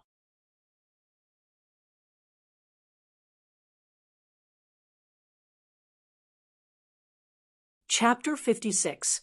It was self-defense. Ouch! Heibao Bro's eyes bulged out of their sockets. Kong Xiaobo didn't seem to be satisfied with that, as he gave him another kick. This time, Heibao Bro fainted. Lin Yi shook his head at Kong Xiaobo. That was one of the more vulnerable parts of the human body, and continuous blows could be fatal. Lin Yi might have looked cruel, but he hadn't hit Heibao Bro anywhere near fatal. Lin Yi didn't want this guy he'd just met at school to end up in jail for murder. After all, stop, he won't be able to take it anymore. Kong Xiaobo woke up from his hot-bloodedness after hearing Lin Yi's words. He looked at the unconscious Heibao Bro in disbelief. Xiaobo's personality had always leaned towards the cowardly side, and he'd never really gotten into a fight since high school, but in his heart, he was looking forward to a good fight. After all, it was a shame that he'd never gotten into a fight before as a man. But today, he'd done it. The excitement he'd felt just now was too much for him to contain. An ear-piercing siren sounded. Several police cars drove into the first high school with their lights flashing and sirens blaring. Lingshan was quite troubled. Why did so many things happen in Songshan when Captain Yang wasn't home? First the bank robbery, and now a gun-wielding Communist Party member in a school. Lingshan didn't dare be negligent when she heard that it was a gun-wielding Communist Party member. This was a major criminal case. Lingshan ordered her fully armed men to get ready as soon as they entered the school, and they rushed to the scene of the crime. People in front, listen up. You've been surrounded. Please put down your weapons and fight for leniency. The police officer started yelling under Lingshan's orders. Lin frowned. Why were the police here? Who'd called the cops? Lin didn't want to make things too big. Subconsciously, Lin didn't want to see that chick Song again. After yesterday's embarrassing incident, anyone would be too embarrassed to see her again. Lin raised his head, helplessly to see Lingshan looking at him with a worried face. Lin sighed and smiled at Lingshan. Since he couldn't hide, he might as well be honest with her. Seeing Lin here, Lingshan's heart skipped a beat. Her face reddened, and her expression darkened. She didn't think that the culprit would be Lin. She looked at the person lying on the ground at his feet, not knowing if he was dead or alive, and the fearful gazes of the people around him. Lingshan subconsciously thought that Lin was the culprit. Don't move. Hands up. Lingshan pulled out her gun and pointed it at Lin. Lin was surprised to see Lingshan pointing a gun at him. Was this girl trying to take revenge on him? After some hesitation, Lin raised his hand. He was confident that he'd be able to dodge Lingshan's gun and subdue her at this distance, but wasn't there a bunch of police officers with guns nearby? If they thought that he was trying to attack the police, it'd be troublesome. Take them away. Lingshan pointed at Lin and the others.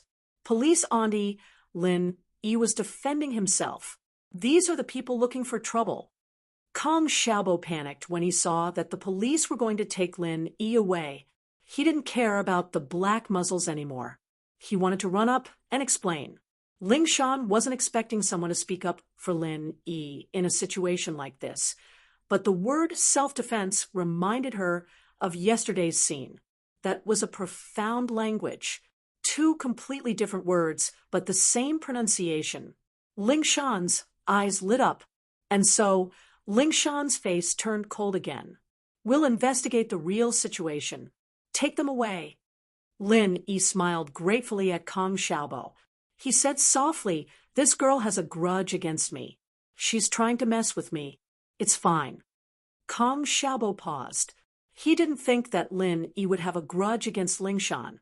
He was about to say something when Lingshan walked over herself. Her eyes were wide and angry. Evidently, she'd heard what Lin said. Lingshan hated people who used their position and position for personal gain. She was furious when she heard Lin say that she was using her position to mess with him. If she wanted to mess with him, would she have let him go yesterday? At the thought, a wave of anger rose up in her, and Lingshan was starting to lose her mind.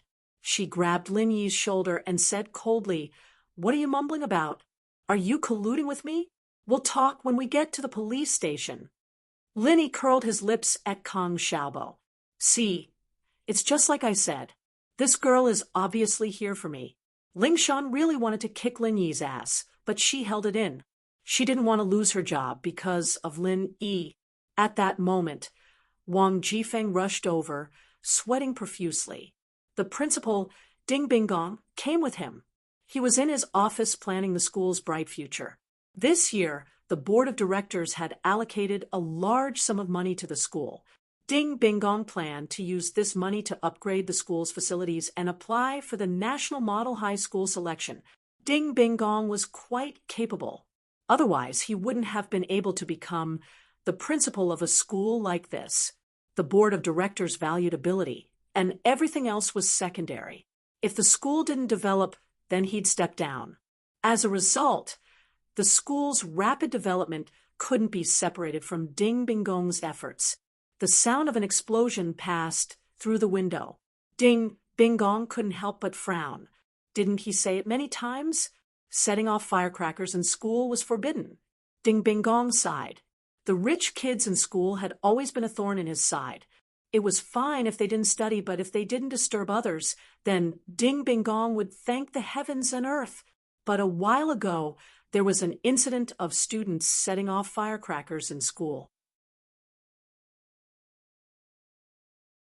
It pissed Ding Bing Gong off, and he swore that he'd expel these delinquent students for ignoring school rules. But after some investigation, Ding Bing Gong couldn't help but feel discouraged. The one who set off the firecrackers was 12th grade Class 5's Pin Liang, and the one who egged him on was his classmate, Yushu. If Pin Liang's background wasn't enough to shake Ding Bing Gong's resolve, then Yushu, this Miss Ding Bing Gong, really didn't dare do anything to her.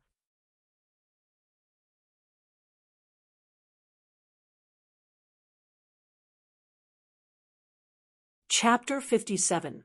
Chapter 57. Yushu's glorious history she'd been bored out of her mind, so she told Pin Liang that Meng Yao wanted to hear the firecrackers go off. Pin Liang had brought Xiaofu and Nai Peo to the fireworks market, returning with a couple of workers half an hour later with a 5 million-sounding firecracker. And so, the originally quiet firecracker field exploded into a cacophony of explosions. Classes couldn't be held at school, and the students couldn't hear what the teachers were saying. They were all gathered around the windows, looking at Pin Liang, and the others standing not far from the firecrackers with a smug look on their faces. They were laughing, laughing, laughing. That's 5 million firecrackers. The firecrackers continued to go off for the entire morning, and the school's teachers didn't dare to get close due to the power of the great God cannon. Left with no other choice, Ding Bing Gong could only ask for help from the fire department. The fire department drove a fire truck and used high-pressure water cannons to extinguish the ringing Great God cannon. Only then did the farce end. The negative impact of the incident wasn't too big, since the school hadn't suffered any losses and no students had been hurt. Ding Bing Gong quickly covered it up, and the board of directors didn't pay much attention to it. But you can't do this again and again, can you? Ding Bing Gong was truly pissed off this time. He stood up and walked to the window, pulling the blinds open to look at the firecracker field. What he saw shocked him. It wasn't that easy to notice a firecracker in a big firecracker field, but no one was doing it anymore. The students had spread out in a circle, and Ding Bing Gong saw a couple of burly gangsters in the center of the circle, as well as Pin Liang's group and a student in a school uniform. Ding Bing Gong's face twitched, and he almost lost his grip on the windowsill and fell. Those weren't firecrackers. They were gunshots. Ding Bing Gong's heart almost jumped out of his chest when he saw what Hei Bao Bro was holding. He only breathed a sigh of relief after making sure that the injured person wasn't a student. He didn't have time to think about it anymore as he picked up his phone and ran out of the office. A terrorist armed with a gun in a school. If this matter were to get out of hand, he definitely wouldn't be able to take responsibility for it. Forget about applying for the exemplary high school. Even he, Ding Bing Gong, would have to pack up and leave. Fortunately, there didn't seem to be any casualties, so Ding Bing Gong was a little relieved. When he went downstairs, he ran into Wang Jifeng, who was rushing up to him. "Headmaster, bad news. Something big has happened. I've seen it. What's the situation now?" Ding Bing Gong waved his hand, stopping Jifeng from speaking any more nonsense and directly asking him to explain the situation. It seems like Pin Liang hired some gangsters to cause trouble for a student named Lin Yi, but Lin Yi beat them up. He's fine. Wang Jifeng introduced concisely. Lin Yi. The name sounded familiar to Bing Gong. It's the student that Director Chu recommended, Wang Jifeng reminded. Ah, it's him. Ding Bing Gong's heart skipped a beat. Thank goodness Lin Yi was fine. Otherwise, the consequences would have been unimaginable. Ding Bing Gong calmed down after hearing Jifeng's explanation. Gangsters deserved to be beaten to death, as long as the student was fine. The two quickly made their way to the police station, only to see Lingshan escorting Lin Yi into a police cruiser. Someone of Ding Bingong's position, of course, recognized Lingshan. He walked up to her with a smile. "Captain Song, why are you taking my student away?" Ding Bingong wasn't afraid of Lingshan, but if Lin Yi was taken away, it'd affect the school greatly. That was why he was smiling, especially since Lin Yi was someone Pengzhan had recommended. Bingong had to be even more cautious. "Headmaster Ding, he's suspected of being involved in a violent fight. We're taking him back to assist in the investigation," Lingshan said coldly. Bingong's face darkened at Lingshan's lack of respect. "Captain Song, I'm quite close with your captain. Should I give him a call?" "Sure, but the captain's on a plane right now. He probably won't be able to pick up your call," Lingshan said as she pushed Lin Yi into the police cruiser. Ding Bingong was infuriated. He was a man of status in Songshan, and he'd interacted with many big leaders, let alone Lingshan. Which family didn't have a child in school? His school, especially, was a private one. It wasn't managed by the city and answered directly to the board of directors. There were all sorts of people who needed Bingong's help, but this Lingshan didn't give him any face at all. Bingong dialed Huaijuan's number straight away, but all he got was the cold tone of the phone being turned off. It seemed that Lingshan hadn't lied to him. Huaijuan would only turn off his phone if he had no other choice. Otherwise, his phone would be open 24 hours a day. Huaijuan was on the plane back to Songshan early in the morning. He'd been invited by a friend in the police force to help solve a case, but he hadn't expected a bank robbery to happen in Songshan a day after he'd left. He had no choice but to book a morning ticket and rush back to Songshan without stopping. Heibao Bro's two underlings were brought into the police cruiser as well. Pin Liang and the others, naturally, escaped, while Heibao Bro was sent to the hospital. "Lin Yi, you're quite something, aren't you? You just got shot yesterday, and you're in a gunfight today?" Lingshan said, annoyed at the nonchalant look on Lin Yi's face. Most people would be dejected when they were brought into a police cruiser, but this Lin Yi didn't seem to care at all. Lin Yi rolled his eyes as he looked at Lingshan before turning his eyes elsewhere. He had to admit that she was very pretty, especially when she was in uniform. It was enough to make Lin Yi's imagination run wild. "What's with that attitude? I'm asking you a question," Lingshan said, getting even angrier at the fact that Lin Yi wasn't paying attention to her. "People used to say that women with big boobs were brainless, but I didn't believe them. But now I believe you." Lin Yi raised his head, his eyes scanning Lingshan's body a few times. "What do you mean?" Lingshan said, uncomfortable under Lin Yi's gaze. "Who are you calling brainless? Who knows?" Lin Yi curled his lips. Anyone with a bit of intelligence would be able to tell that it was those people who came to the school to cause trouble, and I was just acting out of self-defense. You, on the other hand, arrested me. Of course, Lingshan knew what Lin Yi was talking about.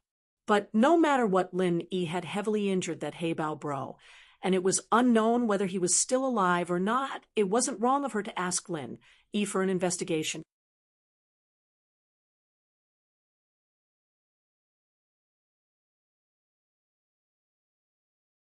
Chapter 58. It's him will only know what you did after the investigation. What I see right now is that you beat up that Heibao Bro, and he's in the hospital, but you're fine. Lingshan humphed coldly, so whether it was self-defense or intentional injury, we'll only know after the investigation. Whatever you want. Lin Yi knew that Lingshan didn't like him and wanted to use her identity as a police officer to lecture him. Both of them knew what kind of person Heibao Bro was. And Lingshan knew that this was most likely because of what happened yesterday. Lingshan hadn't thought that she'd be doing something like this one day, but thinking about it, it wasn't really.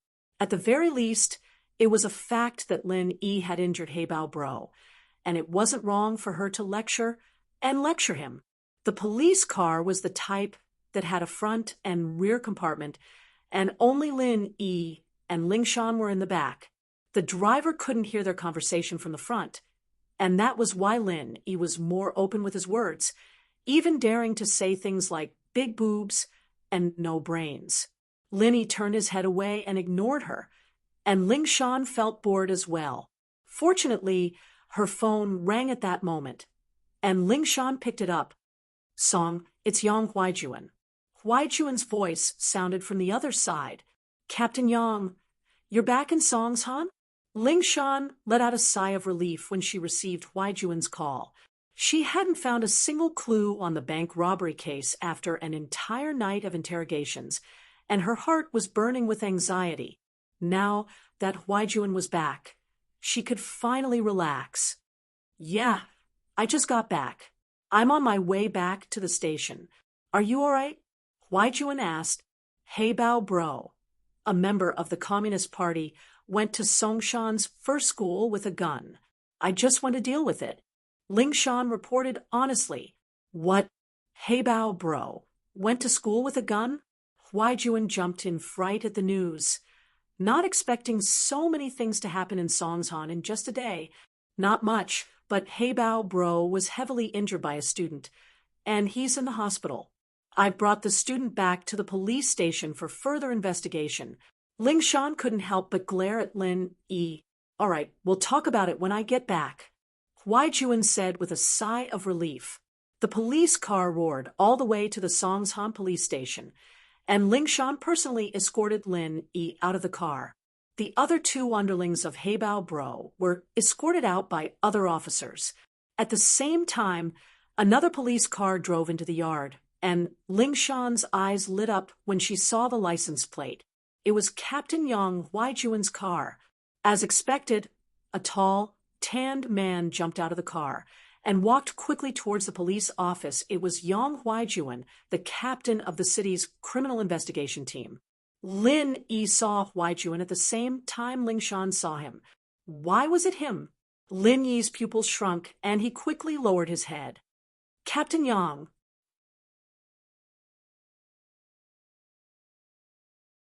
Lingshan said, happily as she waved at Huaijuan. "Lin Yi really wanted to give this Lingshan a kick. Why didn't you bring me to the interrogation room when you got to the police station? Why did you greet him?" He had no choice but to turn his head to the side so that Huaijuan wouldn't notice him. "I didn't think we'd be right behind each other." Huaijuan walked over and nodded to Lingshan with a smile before turning to Lin Yi. "This is the student who hurt Heibao Bro. That's him." Lingshan nodded as she looked at Lin Yi, only to see Lin Yi's head drooping down obediently. She couldn't take it anymore. What was the meaning of this? You were acting all high and mighty in the police car, but now that you're in the police station and Captain Yang, you're behaving like a good boy. Aren't you looking down on people? Lingshan humphed coldly at the thought.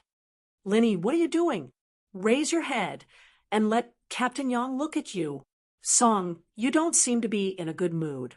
"He's just a student. Have a better attitude." Huaijuan frowned. He saw that Lin Yi was wearing a school uniform and instinctively didn't think that Lin Yi was a bad guy. He patted Lin Yi's shoulder. "Kid, what's going on? Tell your big bro." Lin Yi lowered his head, speechless. Who's his big bro? But Lin Yi was afraid that Huaijuan wouldn't recognize him, and so he lowered his head even more, not bothering to talk to him at all. "Captain Yang, I'm talking to you." Lingshan wanted to smack Lin Yi's head when he started putting on airs again. "Oh, it's nothing," Lin Yi said in a muffled voice. "Nothing?" Huaijuan frowned. Why didn't this kid know what was good for him? He'd asked him that because he was a student, and he wanted to keep a low profile. He didn't want to leave a mark on his file. But he didn't expect Lin Yi to be so cold and indifferent. They were looking for trouble, and I beat them up. Lin Yi cursed. "You weren't this nosy in the past, were you? What was wrong with you today?" Huaijuan didn't move for a long while after Lin Yi said that, but Lin Yi felt a burning gaze on him. It made Lin Yi uncomfortable. "Can you lift your head?" Huaijuan found the words funny. There were too many similar people in this world. This person's voice sounded like that person's, but he was still a student. I'm not a girl. Stop looking. Lin Yi sighed inwardly. Huai Juan had found out something after all, but he couldn't be blamed. There was no way he could hide from Huai Juan, who was known for his sensitivity. Ling Shan, on the other hand, didn't know what was going on. Lin Yi was ignoring Huai Juan, but why was the captain's attitude being so nice to him? Ling Shan was just about to lift Lin Yi's head when Huai Juan lowered his body and looked up at Lin Yi's face. That's right. There's no mistaking it. It's him. Huai Juan was 90% sure that the person in front of him was the one he'd been looking for all this time. He didn't know why he'd become a student all of a sudden, but Huai Juan believed his eyes. Arno, Huai Juan couldn't hold back the excitement in his heart. What? Lin Yi cursed inwardly, but pretended to be suspicious.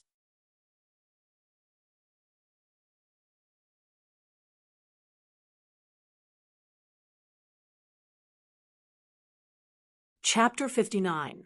Delusional disorder, but Huai Juan didn't give up. What kind of person was this guy? It'd be a waste of Huai Juan treating him like a god if he could see through him with such a simple test. I say, Miss Song, it's fine if you're retarded, but why's your captain acting like this too? Lin Yi didn't bother dodging anymore since Huai Juan had seen his face. He raised his head. Man, looks like you guys have a lot of pressure at work. You should get some therapy to relieve yourself. Why won't you admit it? Huai Juan, on the other hand, wasn't paying attention to the conversation at all. He grabbed Huai Juan's shoulders and started shaking him back and forth. I'm a hound. Don't you recognize me? Ling Shan was just about to argue with Lin when she heard Huai Juan call himself a hound. Her eyes went wide. What the hell was going on? Was the captain really starting to talk nonsense because of the pressure? Man, look at that, Song girl. He's seriously delusional, imagining himself as an animal. Lin Yi shook his head. Plus, he thinks I'm an animal when he sees me. That's right, he thinks I'm an animal. Ling Shan's face darkened. Captain Yang was always the calm and collected person. What was wrong with him today? He wasn't sure before, but now he was 100% certain that the person in front of him was the one he was looking for. They'd been comrades through thick and thin during those difficult times. There was no way Huai Juan would mistake someone else for someone else, especially Lin Yi's tone of voice and the way he was talking. It made Huai Juan even more certain that the person in front of him was him. A sudden thought popped into Huai Juan's mind. Could it be that he was on a special mission and couldn't reveal his identity? Yes, that was very possible. Thinking back to the level of the mission they were on, Lin Yi's actions made sense. Song, leave him to me. I'll handle this case myself, Huai Juan said as he grabbed onto Lin Yi's arm, afraid that he'd run away. All right then. Ling Shan didn't understand why Huai Juan was so concerned about Lin Yi's situation and why he was doing all these weird things, but she still obeyed his orders out of habit. Huai Juan didn't have time to chat with Ling Shan either. He grabbed Lin Yi's hand and ran towards the office building. Lin Yi smiled bitterly as he followed behind Huai Juan. It seemed like they wouldn't be able to escape this. Bang! Huai Juan shut the door and locked it from the inside. Although Huai Juan understood that the man would be able to get out even if he was thrown into prison. Lin Yi, on the other hand, was quite carefree as he sat on the sofa in Huai Juan's office. Captain Yang, right? What are you trying to do? You need to know that we're locked in an office in broad daylight. If word gets out, man, I'm still a high school student. All right, there's no one else here and my office is soundproof enough. You know that my nickname is Hound, and that means that my detection and anti-detection abilities are very strong. No one's going to be able to put a bug in here without me noticing. Huai Juan turned back to Lin Yi, his eyes fixed on Lin Yi as he spoke word by word. No way, right? What are you trying to do with me? Lin Yi said innocently, his eyes wide open. Stop pretending. Arno, you know what I'm talking about. Huai said seriously. I'm sorry, you've got the wrong person. I'm not Arno, and I don't know what you're talking about. Lin Yi said with a shrug. I'm not mistaken. Huai face lit up as he jumped up to Lin Yi and shook Lin Yi's shoulder. Eagle, are you running away from something? Why won't you admit who you are? Lin Yi was indifferent. Was he really running away from something? Those years of war, that absolute trust between comrades, that beautiful face, that heartbroken gaze. It made Lin Yi's heart skip a beat. Ning's been looking for you all these years. Huai face was twisted. Lin Yi's denial was causing his emotions to change as well. Ning. Who's that? Lin Yi felt as if his heart was being pierced by a needle, but on the surface he maintained a calm expression. You dash. Huai eyes were bloodshot as he glared at Lin Yi. You're trying to run away, aren't you? You're going to ruin her life. Huai clutched at his chest abruptly as beads of sweat rolled down his forehead like rainwater. His face was white and twisted, and his body was trembling uncontrollably. What's wrong? Lin Yi was startled. Yes, he could deny everything, but Lin Yi couldn't just turn a blind eye to his former comrade, someone he'd put his life in. Huai pulled out a bottle of medicine from his pocket with difficulty, opening it with trembling hands and popping a pill into his mouth. His face relaxed a little after a while, but he was still panting heavily. Lin Yi glanced at the label on the bottle. It was an imported sedative and painkiller. His face changed instantly. Why are you taking this medicine? Lin Yi was well aware of Huai physique. He was as strong as a bull, and it was impossible for him to have any hidden illnesses, but now, you're finally admitting it? Huai face was still pale, but there was a trace of a smile on his lips. Let's not talk about that for now. What's wrong with your body? Lin Yi asked as he helped Huai onto the sofa, no longer bothering to deny it. I'm not that fragile. I'm fine, Huai said with a grin on his face. It was obvious that he was happy. Eagle, I know I'm not mistaking you for someone else. You've grown taller these past 2 years, and the sharpness in your eyes has lessened, but I still recognize you. Fine, I'll admit it. Tell me what's wrong with you first. Also, why'd you retire? Isn't the organization you're with a lifetime membership? Lin Yi couldn't imagine what had happened to Huai in the past 2 years. Huai looked strong on the outside, but Lin Yi could sense a trace of sickness on his face. Old Lin was a famed miracle doctor in the village, and so Lin Yi's medical skills had been passed down to him as well.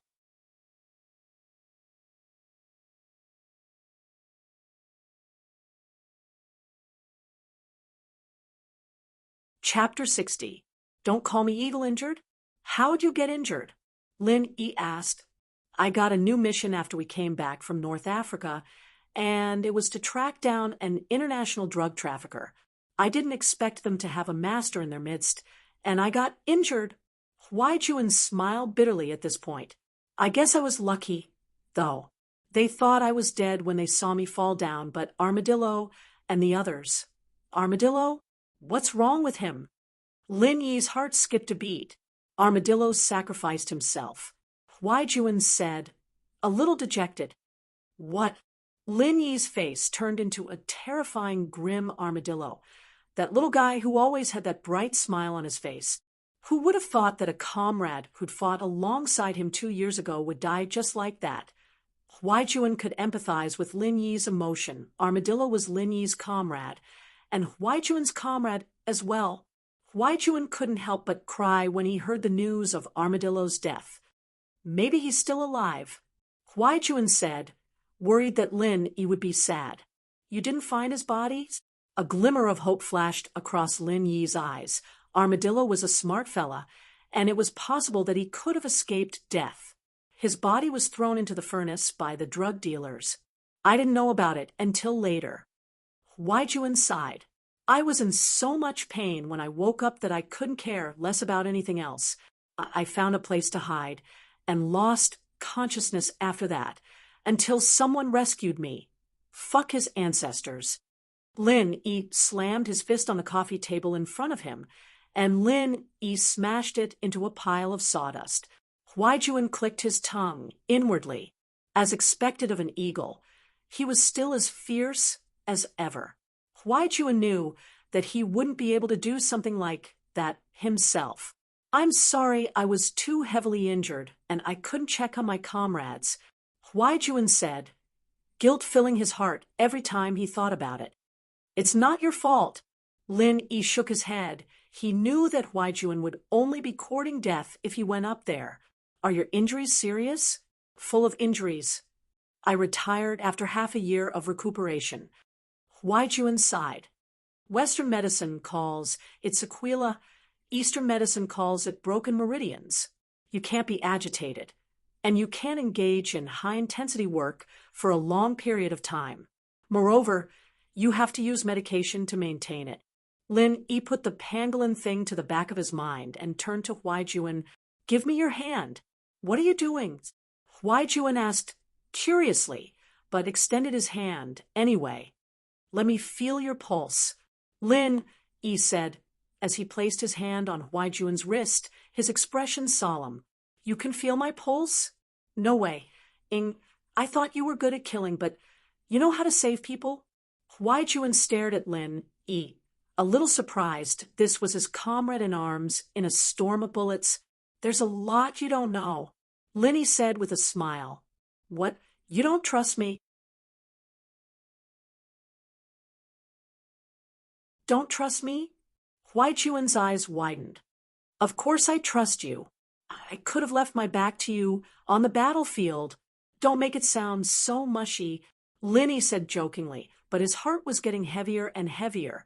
Huaijuan's pulse was bad, and he could feel that his body had recovered, but his internal injuries were still very serious. Many of his organs weren't fully healed yet, and were even showing signs of weakening. How is it? My body's all right, right? Huaijuan asked curiously, seeing that Lin Yi had really felt his pulse. You only use painkillers to solve your problems? Lin Yi didn't answer the question. Yeah, what's wrong with it? Huaijuan asked. Then why aren't you dead yet? Lin Yi said with a frown. Huaijuan was speechless. What the fuck? Are you cursing me? It's not that I'm cursing you, but you're in a really bad situation right now. The injuries from last time haven't healed at all, and they're getting worse. I don't know how you've been using painkillers for so long, but someone else would have died from the pain a long time ago. Lin Yi said with a serious expression on his face. He wasn't trying to scare Huaijuan. He was just stating a fact. There was no need to lie to someone like Huaijuan. He'd been on the battlefield long ago, and he'd long since given up on life and death. Even if Lin Yi were to tell him that he was going to die tomorrow, Huaijuan wouldn't have much of a reaction. An old Eastern doctor said the same thing, saying that I wouldn't be able to live past 6 months. Look at me, aren't I? As expected, Huaijuan wasn't affected by Lin Yi's words at all. He was stretching his arms and legs in a relaxed manner. He's right, half a year is too much for you. Lin Yi nodded. Eagle, can you stop mocking me? Do I look like someone who's about to die? Huaijuan glared at Lin Yi, a little displeased. My name's Lin Yi. Don't call me Eagle, Lin Yi said as he looked at Huaijuan. That's why I said it's a miracle that you're still alive, and it might have something to do with your strong willpower. What's wrong with that? Huaijuan continued. You can still use painkillers to alleviate the pain, but it'll only get worse in the future. Lin Yi said, you might have noticed it by now, but the frequency and dosage of the painkillers has increased. You really know medicine? Huaijuan asked, surprised that Lin Yi had hit the nail on the head. What do you think? Lin Yi said as he let go of Huaijuan's hand. He had a rough idea of what was going on.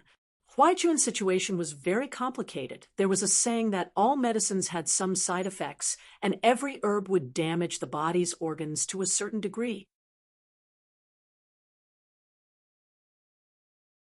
In other words, if Lin E were to prescribe a medicine for the heart, it'd affect Huaijuan's spleen or liver. But if he were to prescribe a medicine for the liver, it'd affect his heart or kidney. All in all, there'd be side effects to the other organs no matter which part he treated. It'd be better if he didn't treat it, and it'd only speed up his death. Huaijuan couldn't help but ask when he saw Lin E deep in thought. What's wrong? What are you thinking about? You're tuning in to the Mystic Fist YouTube channel. Don't forget to subscribe and join us on this journey to catch the most captivating stories.